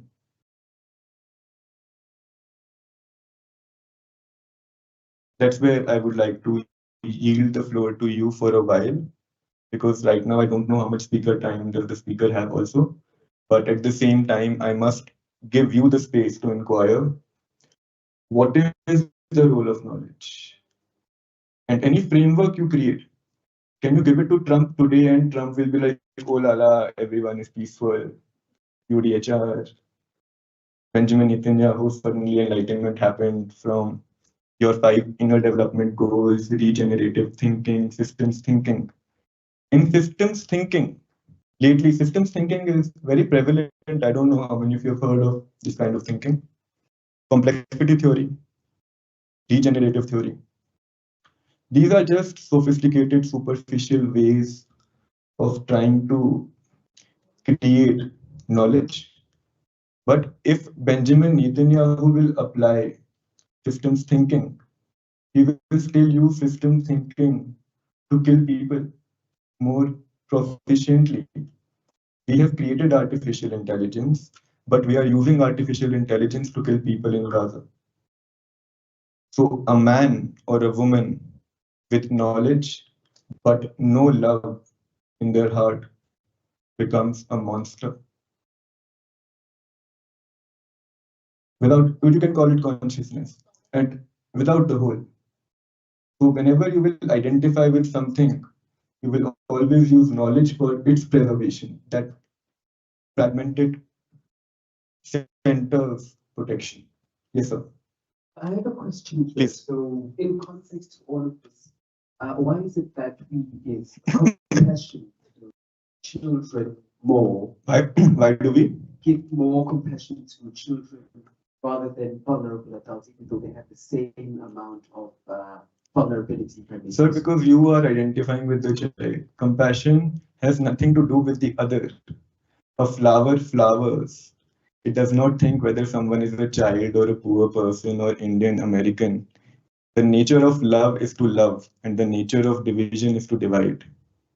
You have to see where you reside.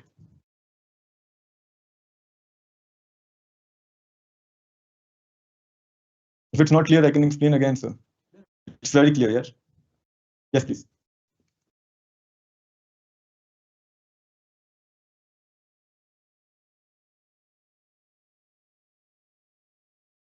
No, don't. Don't think about that which is not your reality. It will become an idea. That's what I've been saying. That we are suffering. But instead of ending suffering, we create an idea of God. We create an ideology because someone has told us that if you will practice, repeat the name, you will get free. But that freedom is only an idea for you. If you were free, you would not be practicing. So now that has become your dependency and escape. You practice every day and you come back to the same suffering. Change is not temporary.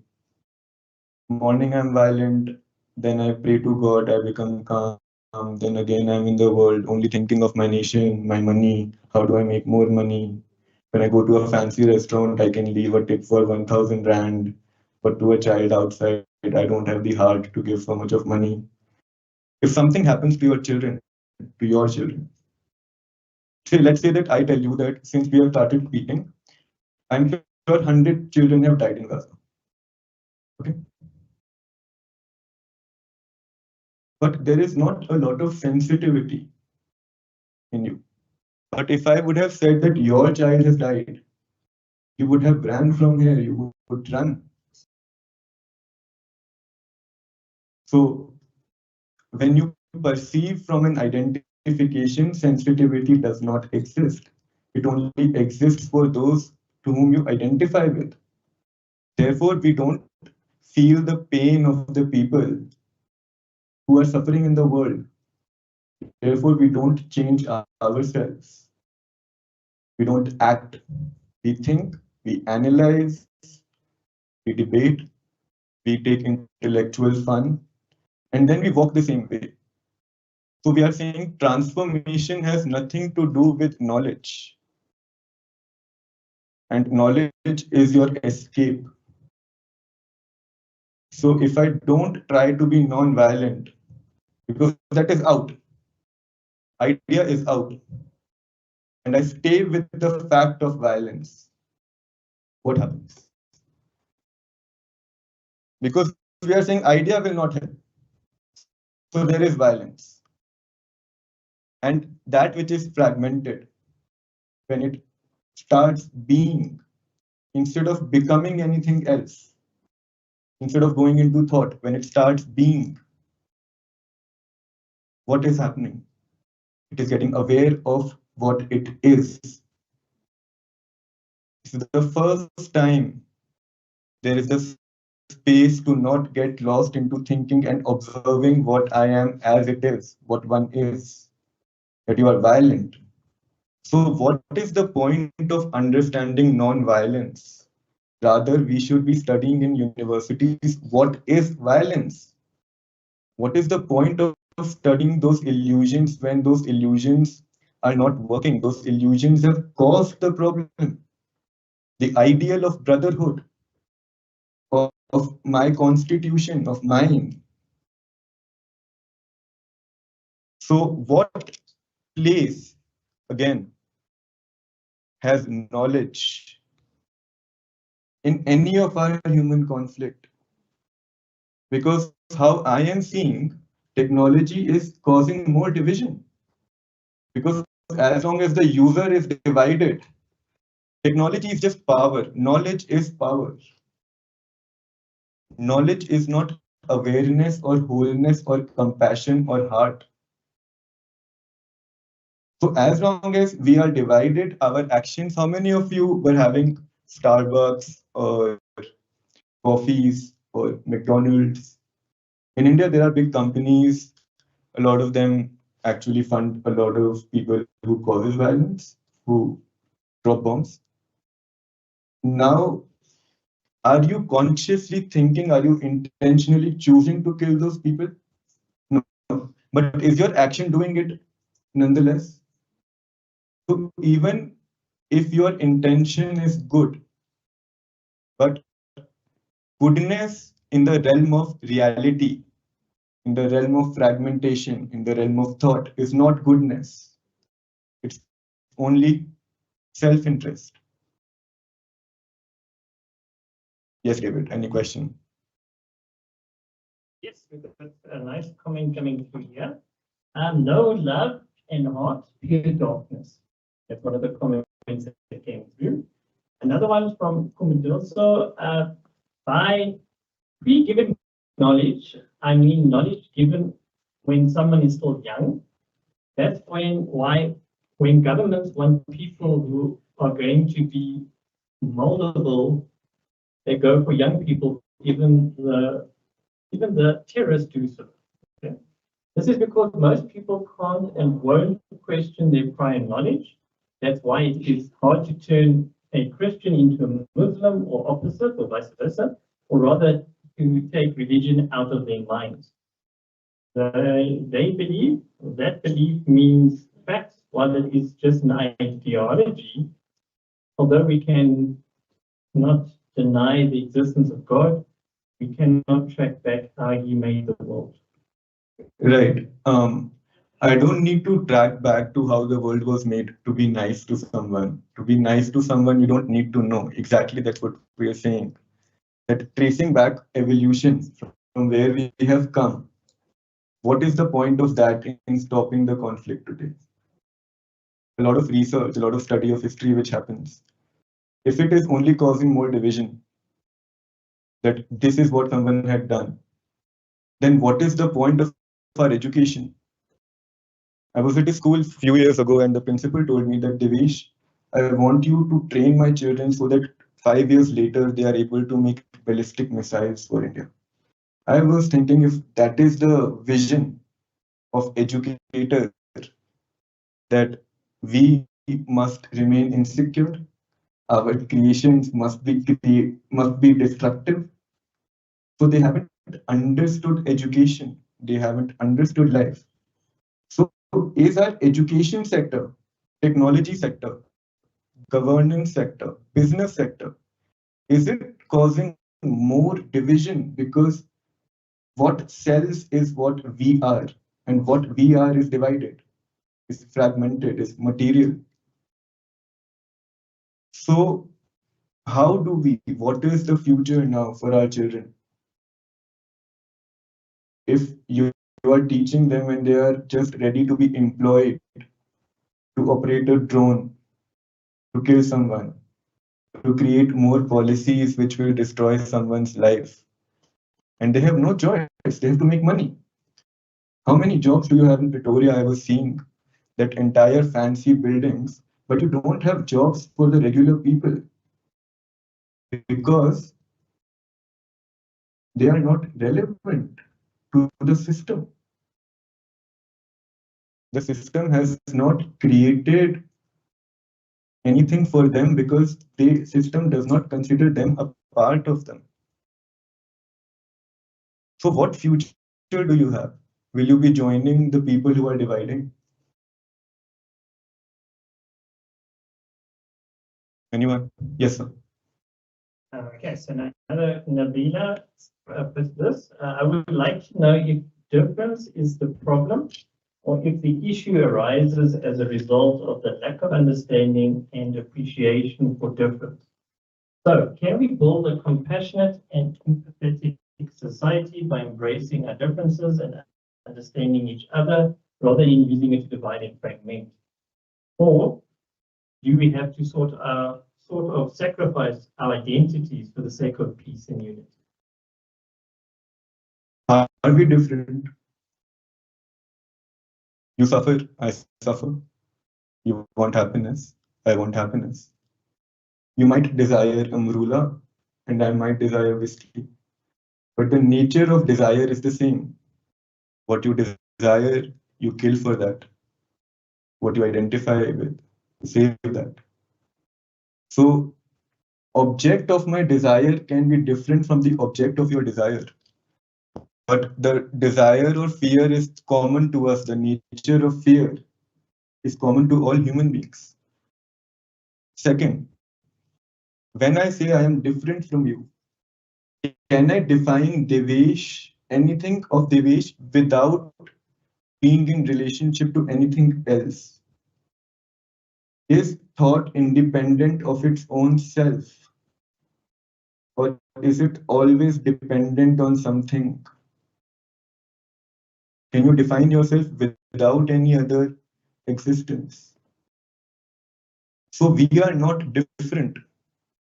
It's the thought that you are an African. So tomorrow you follow Manchester United and I can follow Real Madrid, and then I can also kill you on that basis. It's the same identification. Tomorrow you can follow Bitcoin, I can follow Cardano, someone can follow Ethereum, and that on that basis I can again divide and kill. So why has thought or flag, a flag is a thought, why has a flag become more important than life?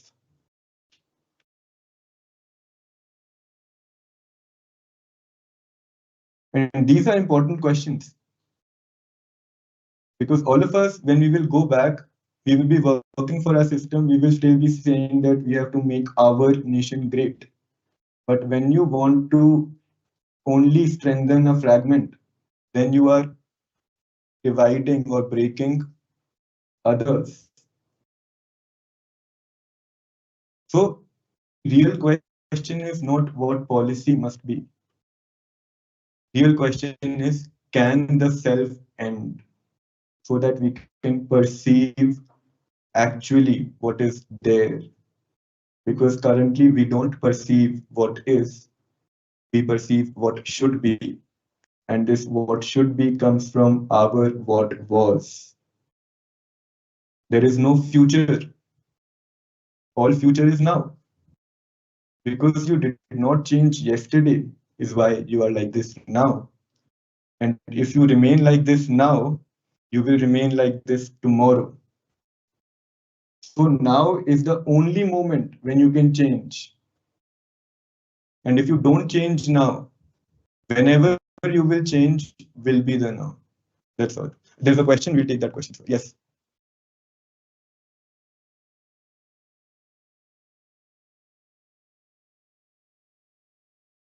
I said, according to human, everyone is narcissistic. Everyone is, sorry, according to human nature, Yes, everyone is narcissistic. everyone is a Narcissistic. narcissistic. Okay.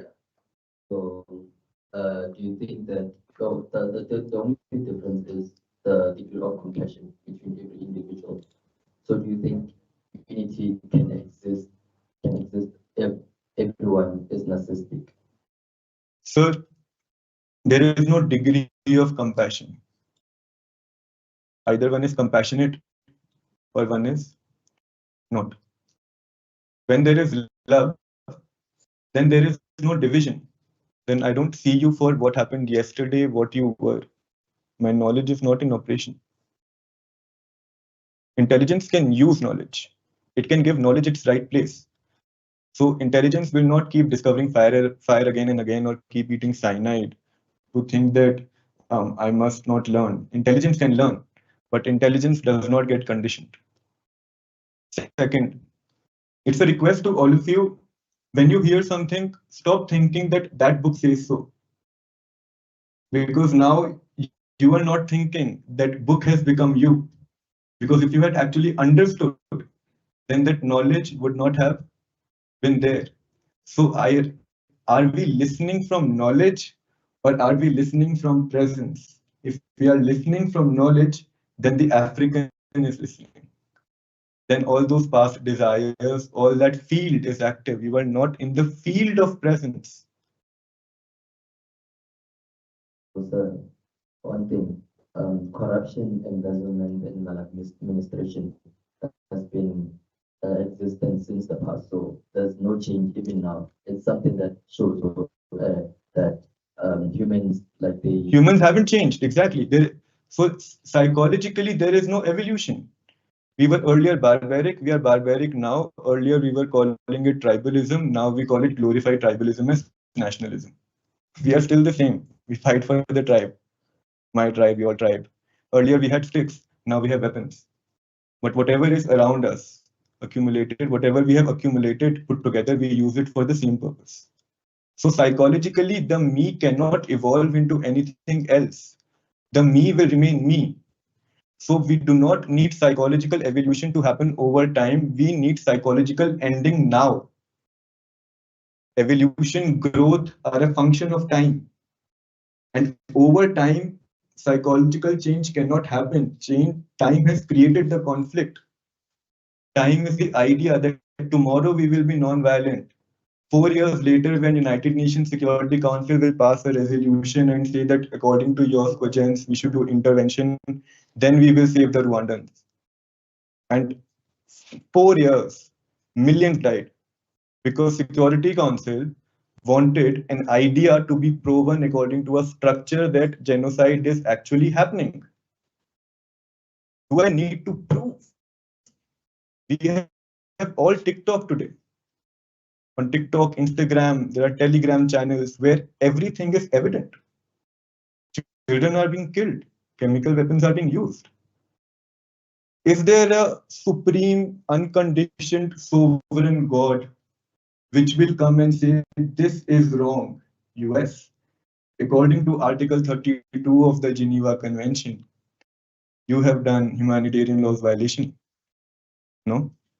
So can idea bring wholeness is the question, and you must think about it, sir. Thank you.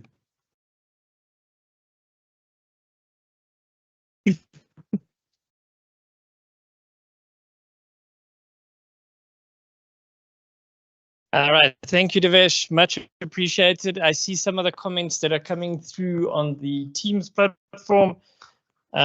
You're opening people's minds. I see brilliant. And I hope you guys have sit here and listened today. Even if you didn't have something to say, I'm sure there are seeds that were planted in your minds that you'll go think about later on and actually think about your existence as a human being, how we're relating to everyone. So it's really, really important. And obviously, your faith and where you're going after this life is ended. So we're going to break now for tea time, guys. I see you guys do need a stretch and a drink, not that type of drink. There is, sorry for the online guys, you can maybe stretch your legs and have a cup of coffee. So guys, please go break for tea. Let's quickly have a tea break. We'll be back in about 20-25 minutes. Thank you.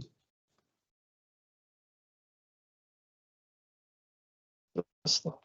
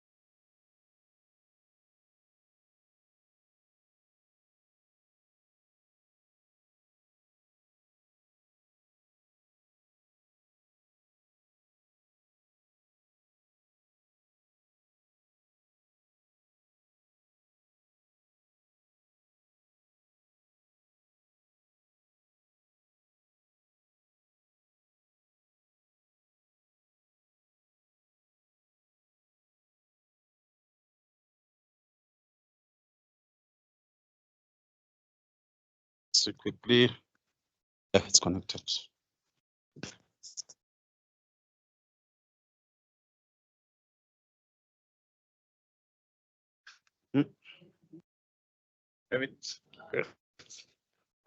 Thanks, Casey.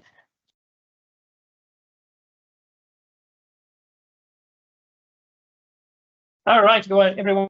So next item on the program, we're going to hand over to Dr. Chabalala, who is from the Department of Geography, and he's very much keen on governance issues. So he's going to respond to sorry, not Kasha, that's the brother, Devesh's presentation that he's done with us this morning. And then straight after that, we are going to then start handing out the gifts and prizes. So please don't go away, especially for the teams that were busy yesterday. We've got some exciting things, as we did promise you as well. So I'm just going to hand over to Dr. Chabalala. Thank you.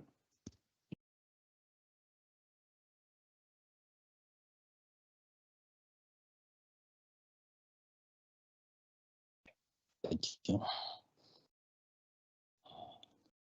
Good morning. How are you?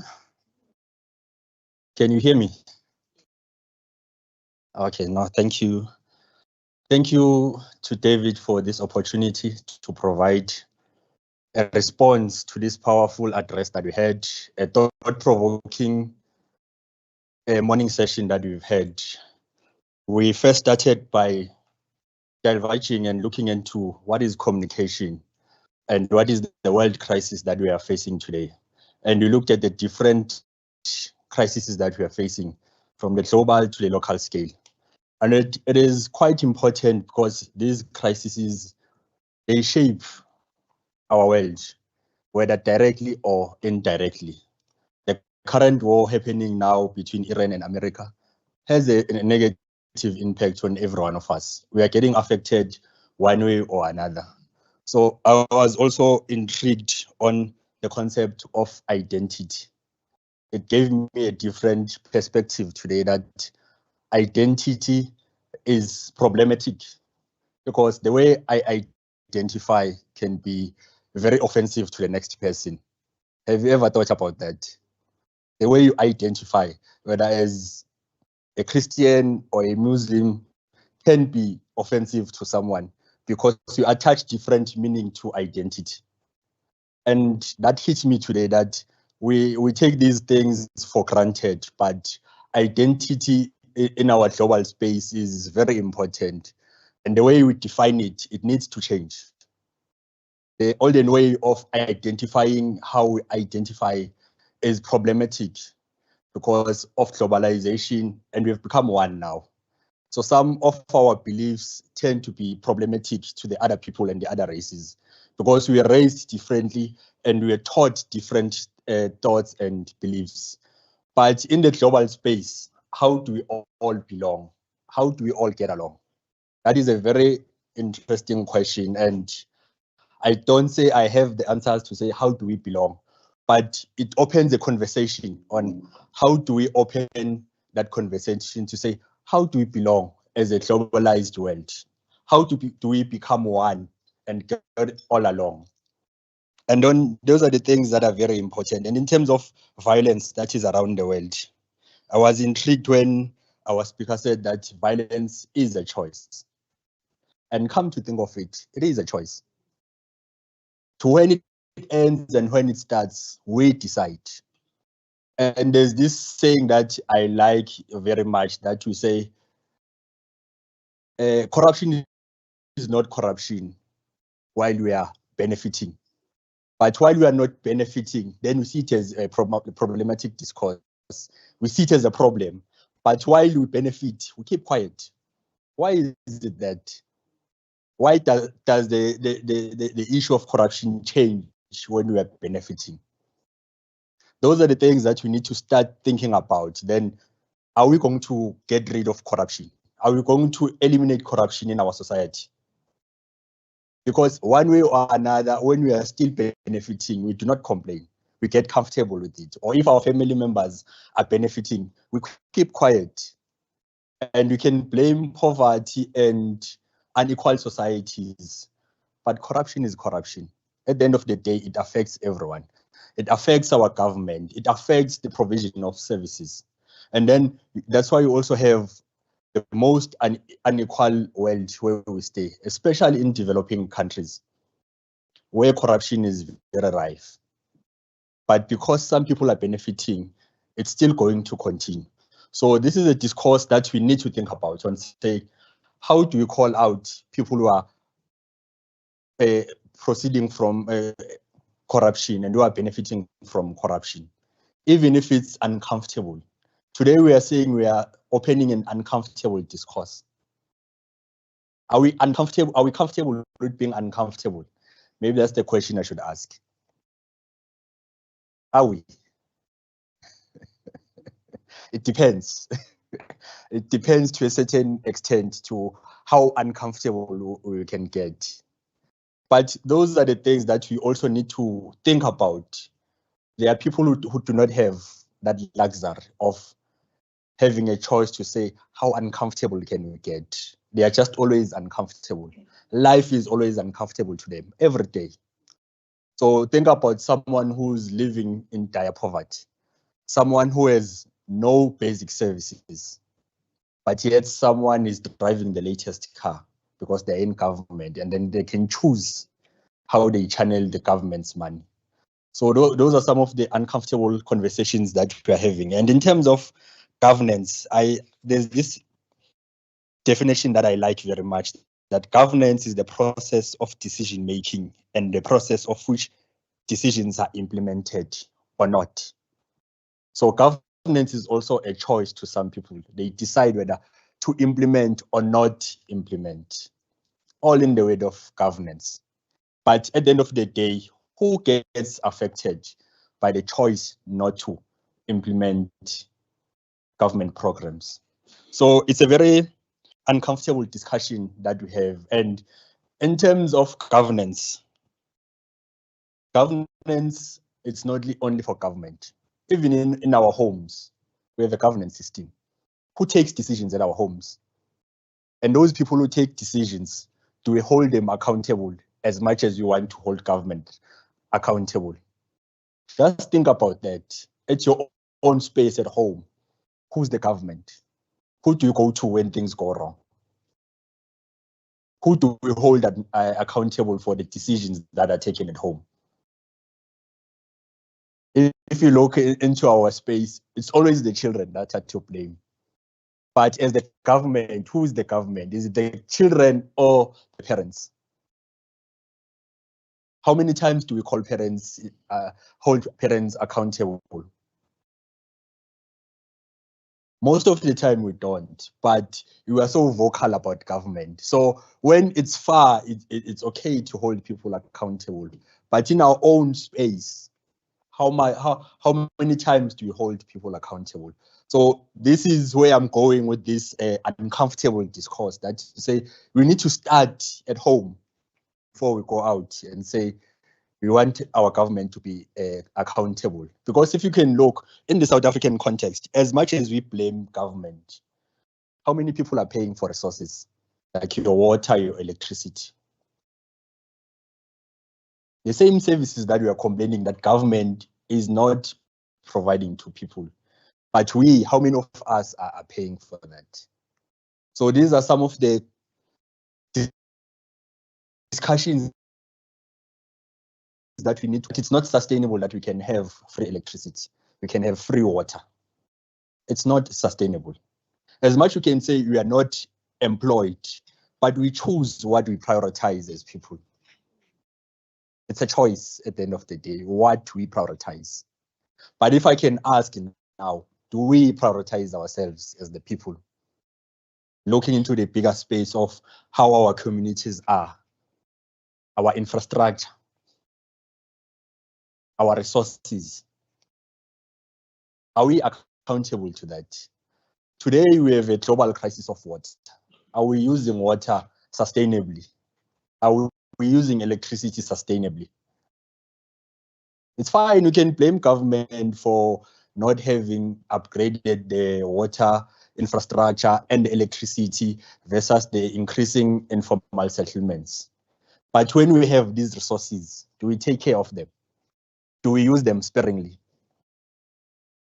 So now that's where we need to dig deeper and to say, how do we assist government with these things? Besides just complaining, we need to play our role. We need to play an active role and proactive role. Yes, do you have a hand? Do you want to add something? Oh, okay. No, I thought you were raising your hand. Okay. So those are the challenges that we are facing. And our speaker also spoke about knowledge systems.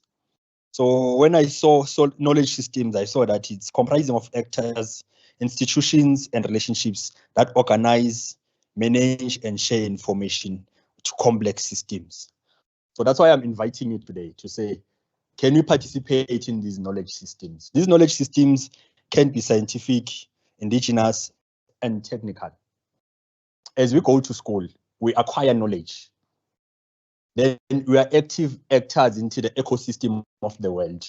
We need to provide solutions to the challenges that we are facing in the global space. We can't only just subcontract and ask government or other people to solve our problems. We need to be part of the solution.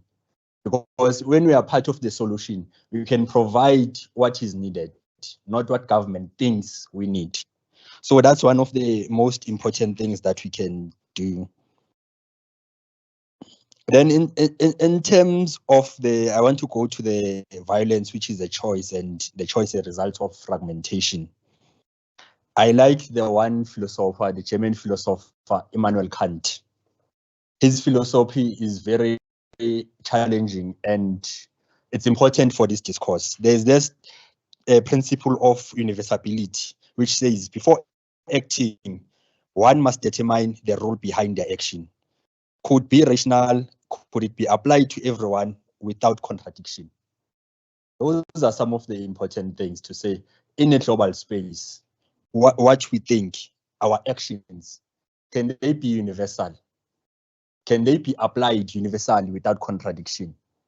It's a very different discourse because of our beliefs and our identity and the space we grew up in. We come from developing countries, others are from developed countries. So our discourse will always be different. Our challenges will be different. So that's where now the challenge of universality becomes a problem, because we come from unequal societies. So it becomes a problem. And now we've got these powerful countries that want to dictate the terms of the world. And when what happens to the developing countries who don't have a voice, who still need aid and assistance from the global powerhouses? This is an uncomfortable discourse because the powerful ones want to dictate and want to bulldoze everyone. Even now, as Africa, we are being challenged by this current war that is happening. The access to oil and the resources is going to become expensive now. So we did not ask to be part of this, but by virtue of being in an interconnected space, we are getting affected. And then what does that do to poverty? It's going to increase poverty. It's going to increase the suffering in the continent. So this is one painful and hard discourse that we need to think about. And the global powers need to also take a choice to get along. Maybe if we can stop the competition, not possible though, but those are the things that we need to think about.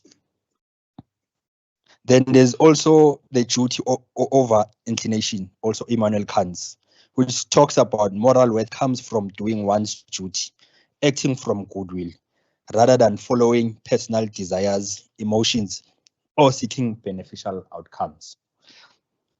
I thought this was very important, that our outcomes, they should be from one's duty, rather than following personal desires.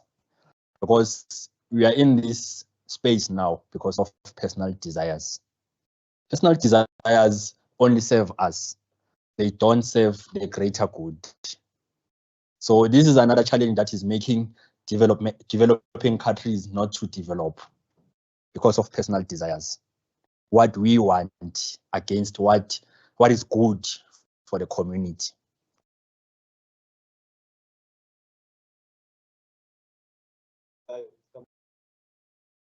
Yeah. Define what you mean by duty. Following duty will lead to following duty. What has led to the conflict? So yeah, I think If duty coming from perceiving the present, or if it's duty coming from my identity that I am a South African, so I must follow that, that will eventually lead to division again. now remember when I started, I said we are a globalized world. So we need to remove that I'm a South African. So what is the source of duty? How does one understand this is the right duty? That's my question. Okay, so if I can try to answer you, duty in this case would mean doing good. Which means what? Good. Goodwill. Good means to not divide. Yes, do not divide, do not do what will only serve you. Yeah. And when you say corruption, I also want to add and support what your point was, that corruption means breakage of the system. And breakage happens when a part becomes important than the whole. And the part is the me, the self, the identity. Yes. Yeah. Lastly, choice exists as long as there is contradiction. So violence is not a choice, technically. Violence is the natural consequence of division. Okay. The one who is in fragmentation, they don't have a choice. They will be violent. They will fight for what needs to be preserved as the me. Yeah. No, thank you for that addition. I accept it, and it's correct.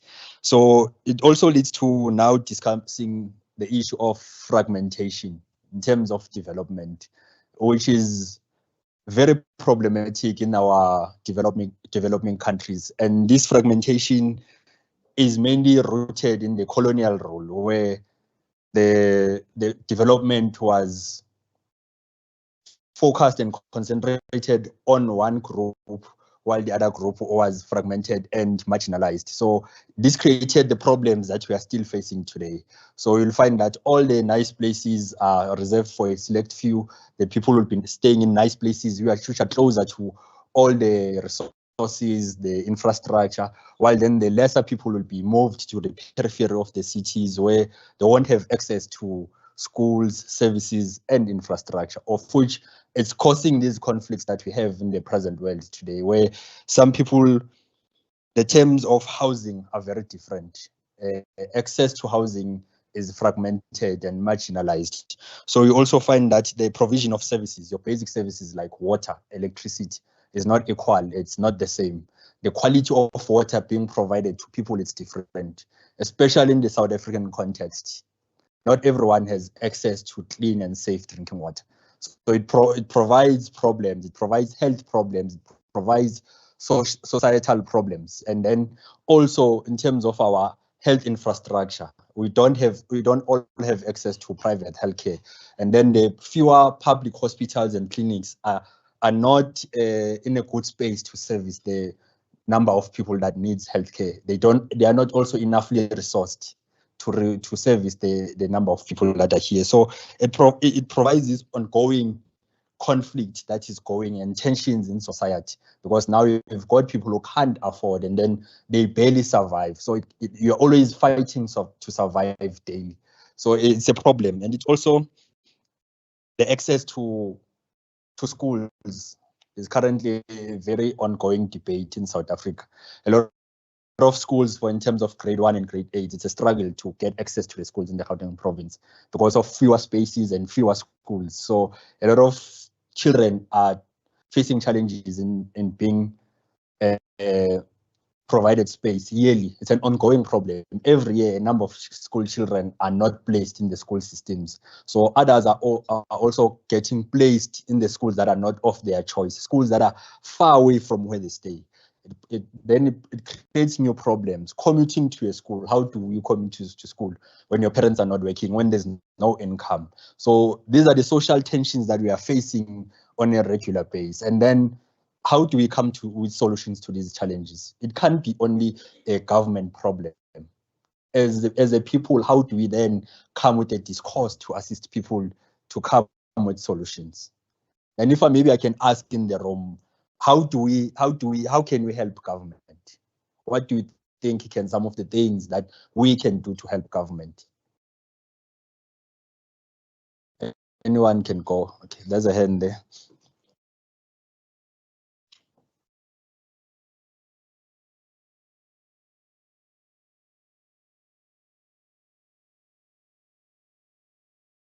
I think can donate to finance for schools on a regular basis. And Okay. I believe like if everyone counts, so if everyone can chip in with something, according to that choice, of course, then I think financing for schools for be better. Okay, no, thank you for that. Can give that table. Is it possible that I may ask the gentleman a question? Yes, you can. If we are to donate these finances to schools, then as the table said, what about the taxes that we are already paying? And number two, who will be managing these finances and how can we actually make sure that they go to where they need to? And rather than it being on paper, as we have said yesterday, where the implementation is not possible, how can we actually make sure that it is being implemented effectively? Thank you. Okay, thank you. I think let's just have everyone in the table then have a chance to speak. Okay. Before every time when there's a decision that is made about us, we should have a debate. We have to be involved so that we can give them ideas. Because this thing of online thing is affecting us now. And we're never told. It was just ambushed on us. Okay, this is how it's going to work. Like with the toll gate things. It holds. So I feel if government was to talk to us and we get involved with everything that we do, it will help. Donating for government is not going to happen because already we are donating a lot. Thank you. From my understanding of the role of governance, I think it's to respond to both the community's needs. So I don't think it would be possible. We can live in a world where we are helping the government because we are supposed to supply the government with what we need, and what we need are, like you're saying, schools. People don't have places in schools.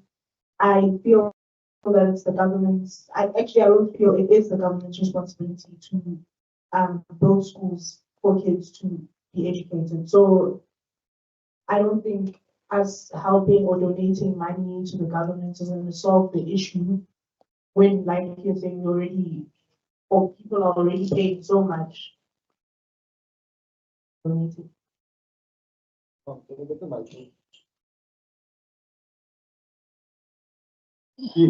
is computer. It's very important that we also understand that government is an idea. It's not actuality. Actuality is people. And my relationship with you, its description is governance. How my relationship will function, its description is governance. Government is just an idea. If my relationship with you, if I am selfish and you are selfish, then the government we will form will be selfish. So when you say that how can government help, idea cannot help. As long as the person, they don't function. That's what I think, sir, you were also saying. Yeah. Actually, that when we say that government is not functioning, government is just a thought. People create the government. The type of people are is the type of government you have. So without people, government doesn't exist. People are a government or a nation is a construct. A system is a construct. And a construct only operates from the outside. And we have tried fear, punishment, communism, capitalism. Human beings have believed that by changing the outer structure, the inner will change. But we have tried to change the outer, but the inner, the violence, the greed, it always takes over the outer. Whatever technical system you create, the best coded system, the corrupt will always use it for corruption. You create the best aeroplane in the world. Madame Curie did certain research, discoveries, inventions. Today, we also use them for bombs. So, till the observer, the actor, the actual human remains fragmented, governance will always remain fragmented. Thank you. I'll give you a hand now. I just want to respond before I forget. You know, when I asked how we can help government, I was looking at it from a very simplistic view, not like putting money to help government, but I'm looking at now. Every year, our municipalities have a process of the integrated development plan, where they invite communities to come and participate. So how many of us participate in these public engagements with government to say what we need, what do we require? How many of us have here can say I've participated in the IDP process? You have? Okay.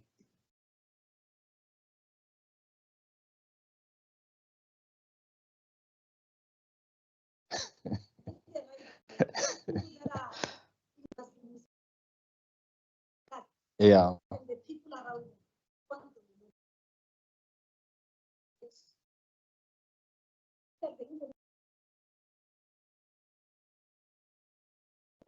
No advertisement for this. Forever. Oh, yeah. So if there were advertisements on radios, on TV, I don't because I don't get anything. Oh, okay. No, I get you. For me, in my municipality, it's different. I think also being a researcher, I always get bumped into these things because I will go to the municipality website more often because of requiring information. So you'll see these things.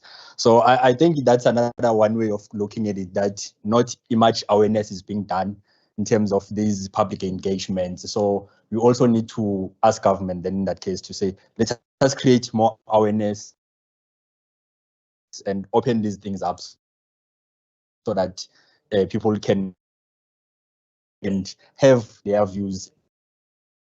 I wanted to add in terms of, and we all live in communities, and communities are angry. What's the thing that they do?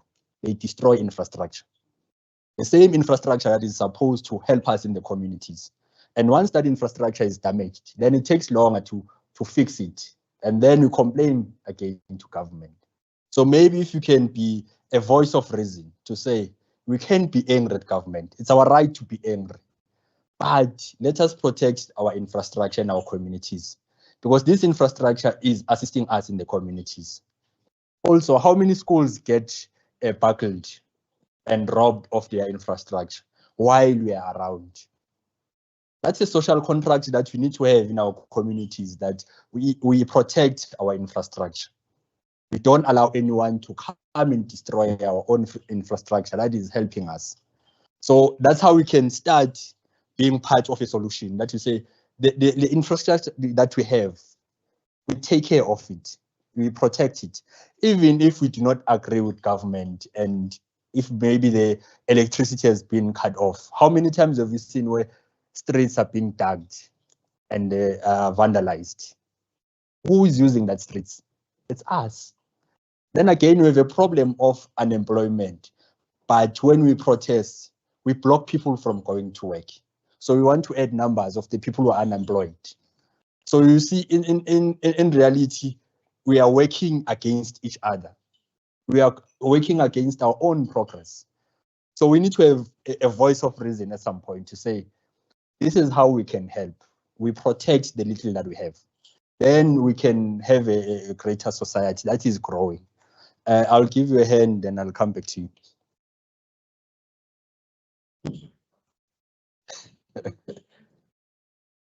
Firstly, Mr. Mm. Because how many times have we stood for the same government like continuously disappoint us? It's not the same as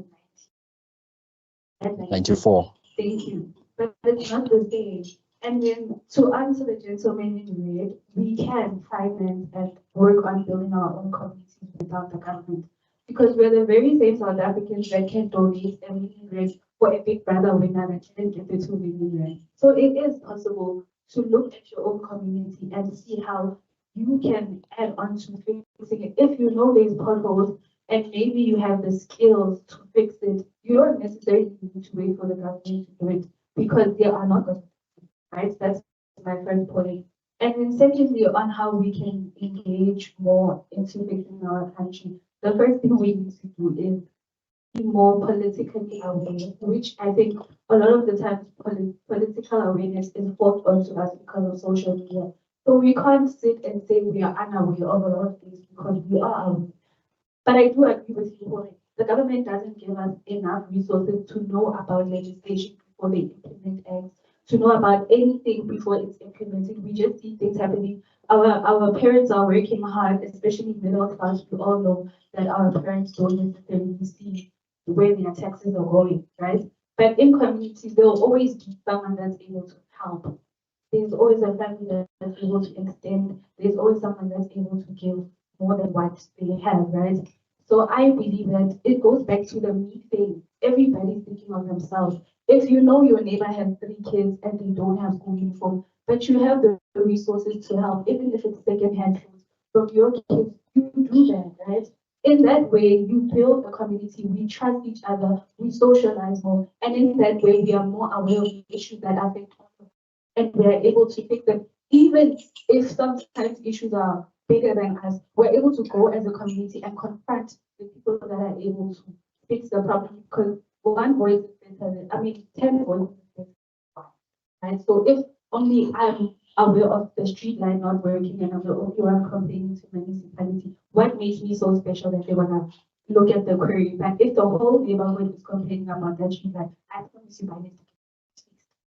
So we all need to like play our parts and stop waiting on the government. The government is not going to help, especially if we're going to keep voting for that particular party. And the thing is, even now we don't have enough knowledge on who's the next best thing, because right now with the Madanga Commission, we are realizing that a lot of people are involved in this thing. Even parties that we thought, okay, let me vote for this one. But then now you're hearing names from that party and you're like, okay, I don't know what to do. So I don't think that it's best to look at the government. We're all living in South Africa, we're all affected in one way or another. The best thing for us to do is to be a community and leave the government alone because they do not care about it at the moment. So I just believe that community is the best way to go, because if you have an issue and I'm able to help you, you come to me and I'll be aware of the issue identification and I'm able to help you, and the issue can be resolved by not just me, but 10 minds, and someone out of the 10 people definitely will have a solution, right? No, thank you so much for that. Okay, I'll give to this table.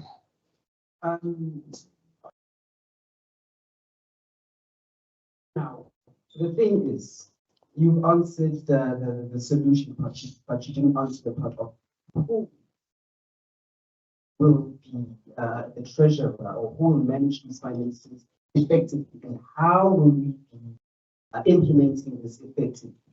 And another thing that you said that triggered me was that you said that the government doesn't care about anybody. Do correct me if I'm wrong. But the university that you're at right now, who's paying for that? NSFAS, who's funding that? You tell us who's funding it. If the government is not, and the taxpayer. An idea, again, I understand. The government is an idea, you are funding it. You are funding it, right? Yes. There is no sovereign God who is making there, like African, let me help them. It's your thing only. The resource is either yours or no one. But then in order for that how can I say, to be effectively managed? Organized. Yes, organized, thank you. You can't just be alone in your organization. You need if I may say, a leader of some sort. No, I can today create an AI system. I don't need to put a human to organize it. Understand? This is what confusion happened in human beings. A computer system or a position is the same. It has certain functions to perform. But my computer system's code can be more non-fragmented because I have put it will perform how a machine performs. It will not be biased. But the problem is that the human being who sits in the government, who performs that role, they are fragmented. So will you become unconditioned and sit on that role so that you take care of everyone? No. Will you take the responsibility? Why not? Uncondition yourself and say that the ruler is not a person, it's perception. That person will not be the leader. Person is not the governance. Governance is a description on how we regulate ourselves. But as ma'am was saying, if I am selfish and I only instruct all of these people to only take care of me, then the government I form and the person who sits on the government, he will utilize the power only for what he calls for himself. So government is just a thought. The person is the problem. And the person is lost in thought of himself. So government is not the problem. It's the people who are fragmented. The relationship which is broken. They don't relate with nature is by climate change. And what sir was saying, all these crises are just one crisis. You call it climate change and you call it poverty, but essentially it's just movement and action of thought. That thought divides, it interacts with someone, it builds for its own purpose, that will interact with nature. So it's just one movement of thought. And you can't solve different crises by managing them fragmentedly. You have to find out the root causation. Because when we have tried to manage environment, you are harming economy. When you have tried to balance economy, you harm environment. Because it's the fallacy of the human knowledge system, which has divided awareness, perception, life into discipline, and then we try to integrate discipline. But what's broken cannot be integrated. So government cannot integrate you people as long as you are divided within yourself. What will government do? So government is you only who is the divider. Yeah. So is it fair to say that the lady in black, let me just ask you, were you trying to say that the people within the institution of the government, or the idea, as you say, are the ones who don't support the institution itself? Let's start there, right? You're asking me about the university and who's funding it. Who is funding it? Because it's the taxpayers, is it not? Yes, it is. And not all of us benefit from this, but some of us are self-paying students, and our parents are literally breaking their back to make sure we get quality education. So my perspective in this is, even now, Mr. Gupta is literally pinpointing that this whole thing is dividing us, right? If we could just put the government aside and look at it as an idea, then we'll be able to sit down and identify problems and find solutions. Because right now we're debating about who's doing what, but we're still having problems at the end of the day. Even as we're still gonna have problems, right? Instead of continuously pointing fingers, we're all going through problems. Yes, some of us are more privileged than others, but our parents are suffering the consequences. Somebody in the family line is suffering of the government. So if we can just remove the government from the whatever the picture, then we're able to identify actual problems that affect us as people and not just the poor people or a particular type of person. Do you understand where I'm coming from? So what I'm saying is, I don't know what is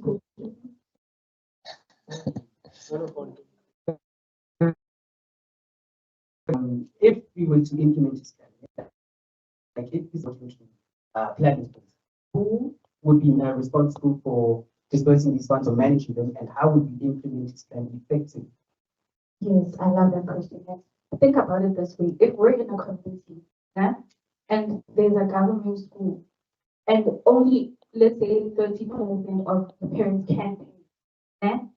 If as a community we can sit down and realize that the government is not going to help us, and in that 30%, somebody knows somebody there, you all have some sort of connection, you can open a donation platform.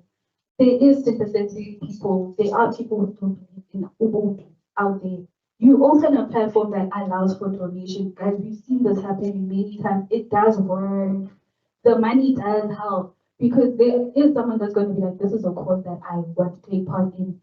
Last term, this term that's ending for school, they were donating shoes. Did that not make a difference? It did. The government had nothing to do with it. It was just a bunch of people that decided, you know what, there's an initiative, there's kids that go to school with no shoes. Let's donate school shoes. Literally, community can make things work. Donations do work. We've seen it. I made an example of Big Brother, guys. If we can donate R1 million to someone that didn't win, we can definitely fix potholes by ourselves. So it's not a matter of what the government is or not doing. It's a matter of what are you as a person contributing to the situation. You get me? I don't know if I'm making sense. Okay, thank you. Let me come in here. I think we are pressed for time now, so I'll try to wrap it up. So in principle, we are agreeing. Where we are not agreeing is the how to. It's the implementation where we are not agreeing. Yeah, so, but the important thing here is we have started the conversation. We have started the conversation. Then now the nitty-gritties can always be dealt with later on. But once we start the conversation, because the most important thing is to start the conversation. Because most of the time we just say, no, someone else will do it. Someone else will do it. But once we start being in the conversation ourselves, then we start something bigger. That's what our speaker was talking about when he was talking about systems thinking, which is the ability to incorporate multiple viewpoints to comprehend various contexts. So this is very important. Let us keep the conversation going. And I'm glad with my response, I could start a conversation. Hopefully it will not end here today, but you can continue it in our different spaces and see how we can be a positive change in our societies. Thank you.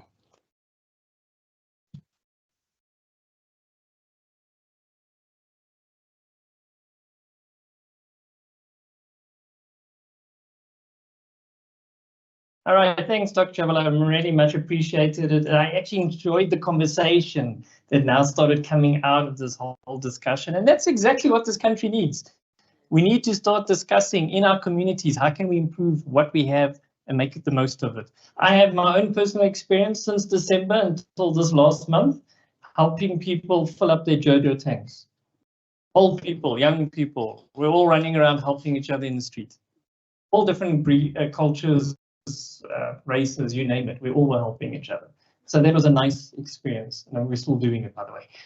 All right, so next up, guys, the last item on the agenda before we hit lunch is the prize, not prizes, the prizes that we're actually giving out to the delegates that were busy with us yesterday, the guest speakers that we've had as well, and of course all our colleagues that have been involved with the Model UN and the activities that we had.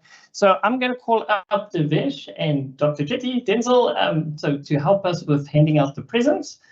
And then I think we can start with you, Devesh, and then we can call the young men to come collect their prizes. And then, of course, we'll take a picture. So Casey, if you can, or Richard, yeah, you can take some pictures as well.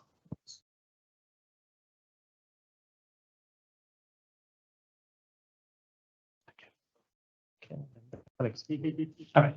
So first up is going to be Devesh. So we're going to hand the present out to you and your brother in absence, Keshav, who unfortunately couldn't make it. So I'm just going to quickly grab the present. Oh, it's you.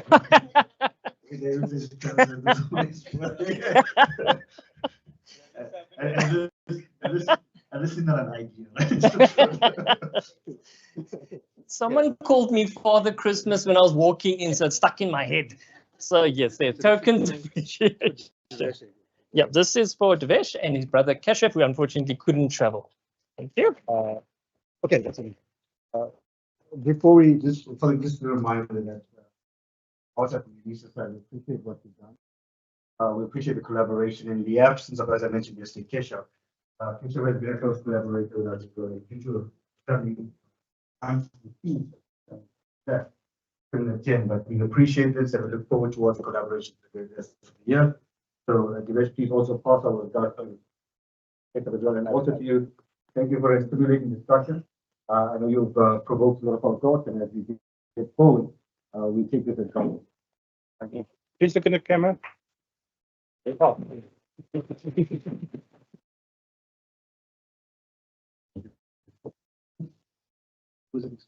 All right.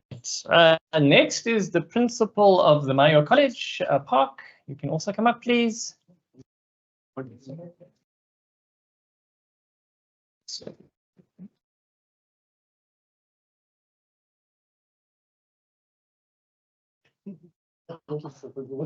Promoted you.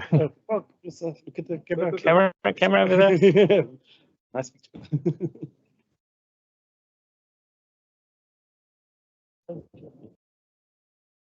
All right, next is the colleagues who are helping with the travel. So Bunny and your colleague Munzi, please come up as well.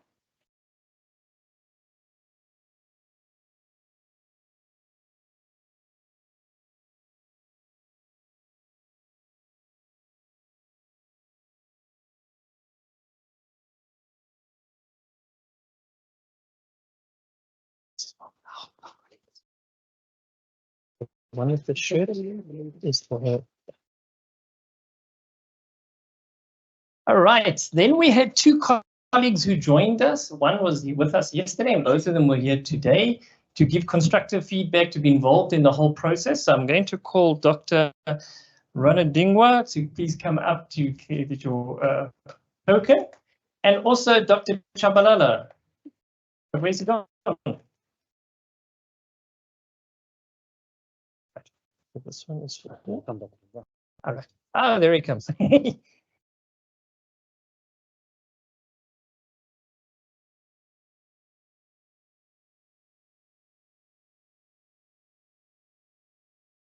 Good timing, Doc.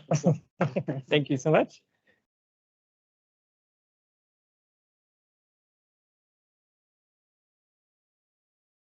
All right, and I'm going to call Devesh to introduce the young boys. But I think what we can do is we'll call them out by their country so that everyone can actually see who was representing which country. And we're also going to do the same for the South African delegates as well.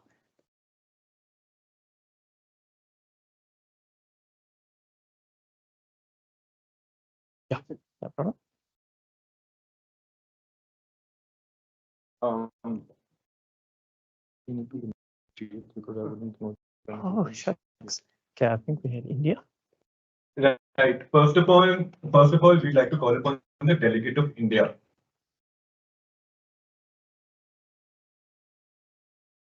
Delegate of India, Shaurya. Albania.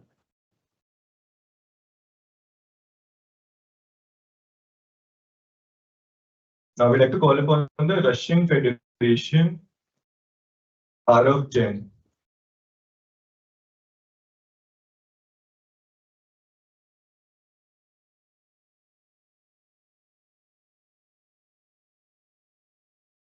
Next up is the delegate of Albania, Adrian Bari.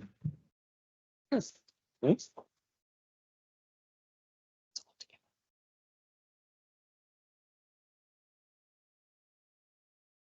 Next, we have Divyank Jain, who was the delegate of United Kingdom.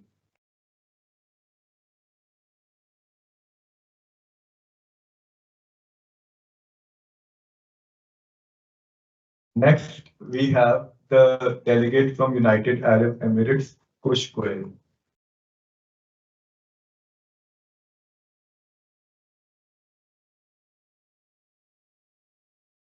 At last, and the best, Stavya Chaparia, who was the delegate of Mexico. Well done.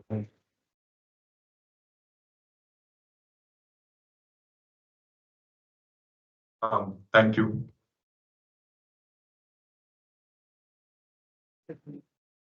All right, now it's the chance of the South African delegates. So the first one I'm going to call up is United States. Just remember, dynamite comes in small packages.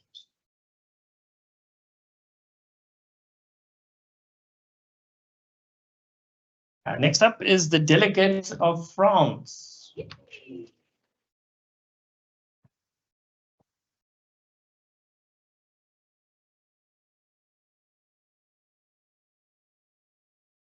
Next up is the delegate of Brazil.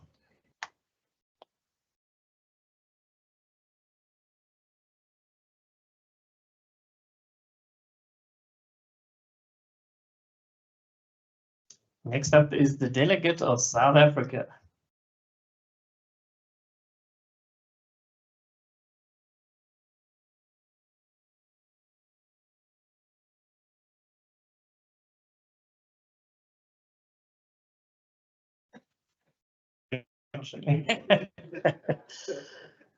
Next up is the delegate of Ghana.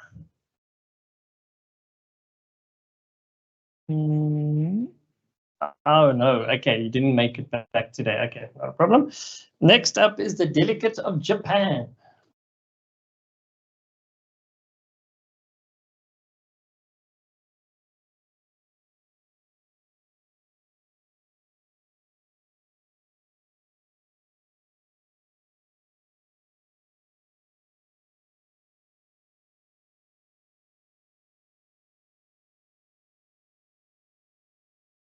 Next up is the delegate of Switzerland. Okay, also didn't come back. Okay, no problem. And then next up is the delegate of Egypt.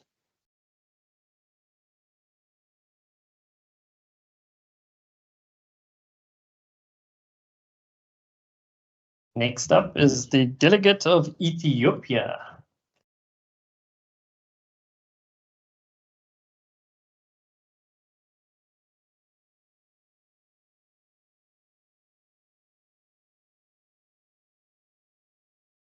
Next up is our neighbors, the delegate of Mozambique.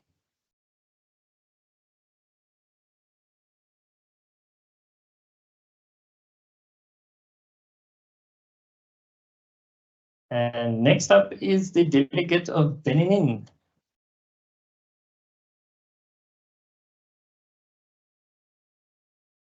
So just to explain to everyone, especially on the online audience as well, why do we use the countries? So with Model UN, we don't refer to people, we refer to the country they're representing, but it's for them to do research on their country to see what's working, what's not working. So if you want to learn more about this, please go to the Adolf platform and click on the Model UN course, and you will actually learn about all these wonderful things that these young people have gone through with us over the last few days.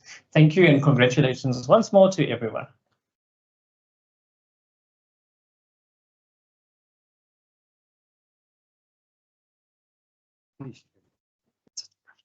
Okay, thank you so much, colleagues. From our side, a very big thank you to each one of you for joining us, and we appreciate your time, and I hope you learned something.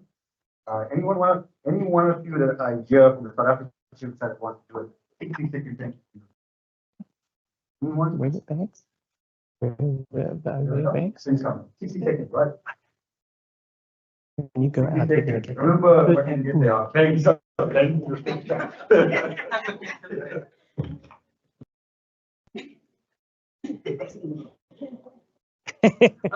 afternoon, everyone. Good afternoon. I'd just like to send a very thank you to Adolf and the guys for this huge opportunity that are presented to us.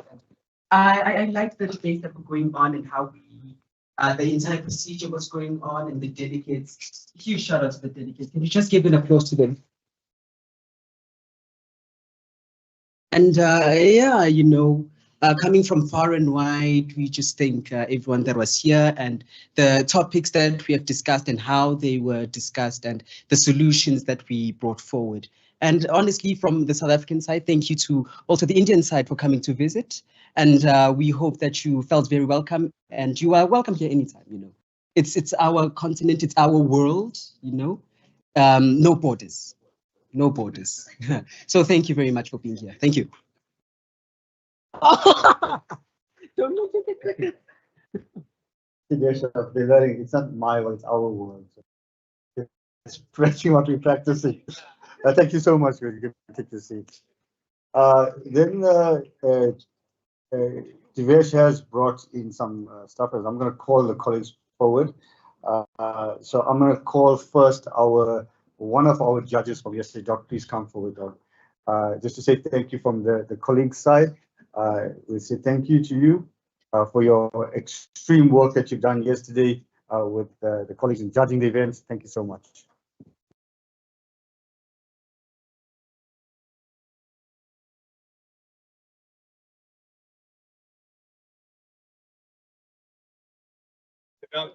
Our photograph, where's our photograph? David, our photographer in the back.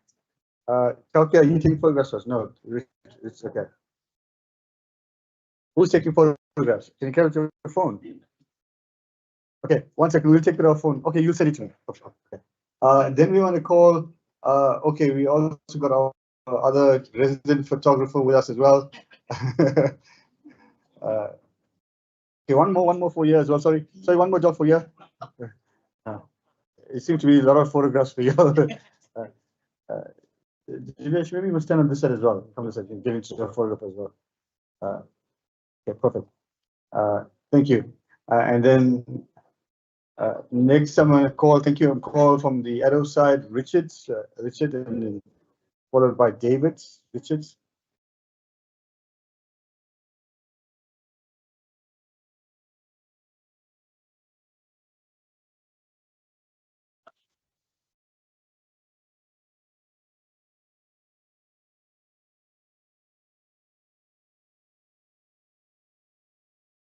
Okay. David, and thank you to David and in the absence of Natma as well for coordinating this entire thing for us. Thank you so much.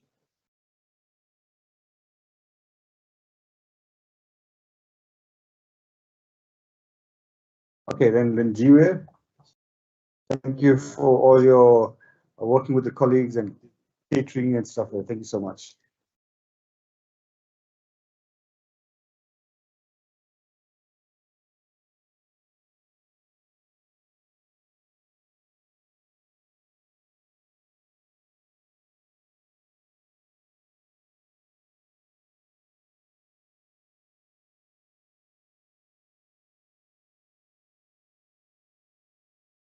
Thank you.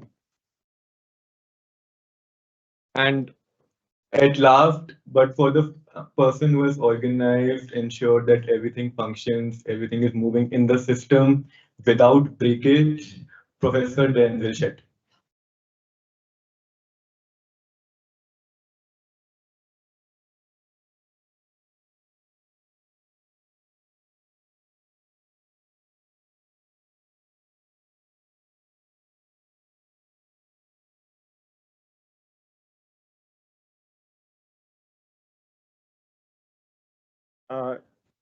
Okay, and as we conclude, I'm gonna ask just for the last round of words for us as we conclude. A very good afternoon, and as the last words before we are also leaving Pretoria, first I would like to thank the entire team here who has organized all of this for us to function very smoothly, and Denzel, David, Richard, the entire team at UNISA and Adobe has really been contributing to all the good change we have been trying to do. So sometimes what happens is that there are interventions required, but there are certain facilitators who need to exist for that change to even happen. So if these guys weren't here, we wouldn't have been here. So we want to thank you genuinely for everything you have done. One last piece of advice to all of you. This is not an advice because then it becomes something you seek from, but something which I have honestly seen is that the change will begin when you change. And you have to change not because others are changing or not changing. You have to change because that's the only thing which needs to be done. And until you begin, no one else will. And until you feel responsible for the entire situation, you will require governments. Once you start feeling responsible for the problem because it's your problem, not theirs, you are getting affected. And if you are saying it's government, you have just made an escape out of your own problem. You're not resolving your problems. Thank you. Thank you so much. From our side, we wish you all a safe trip. I must also note that our Executive Director, Professor Makano, will join us at 12 o'clock. So we'll introduce you to her. She did say that 12:30, sorry, 12:30 she'll join us. So while you're having lunch, we'll introduce you to her as well. For the rest of you, thank you so much for joining us. And please remember, you're not going anywhere. You're having lunch with us. Ndiwe lunch is very right. Yeah, so you're having lunch with us, colleagues, so please don't go anywhere. You are having lunch with us now, so stay around. Engage the colleagues, because I don't think South Africa and India will ever meet again. So please engage the colleagues before you go, if you want photographs together, etc., and engage with each other. And then we'll have lunch and an opportunity to meet the ED as well. Thank you so much, colleagues. Please give up a round of applause.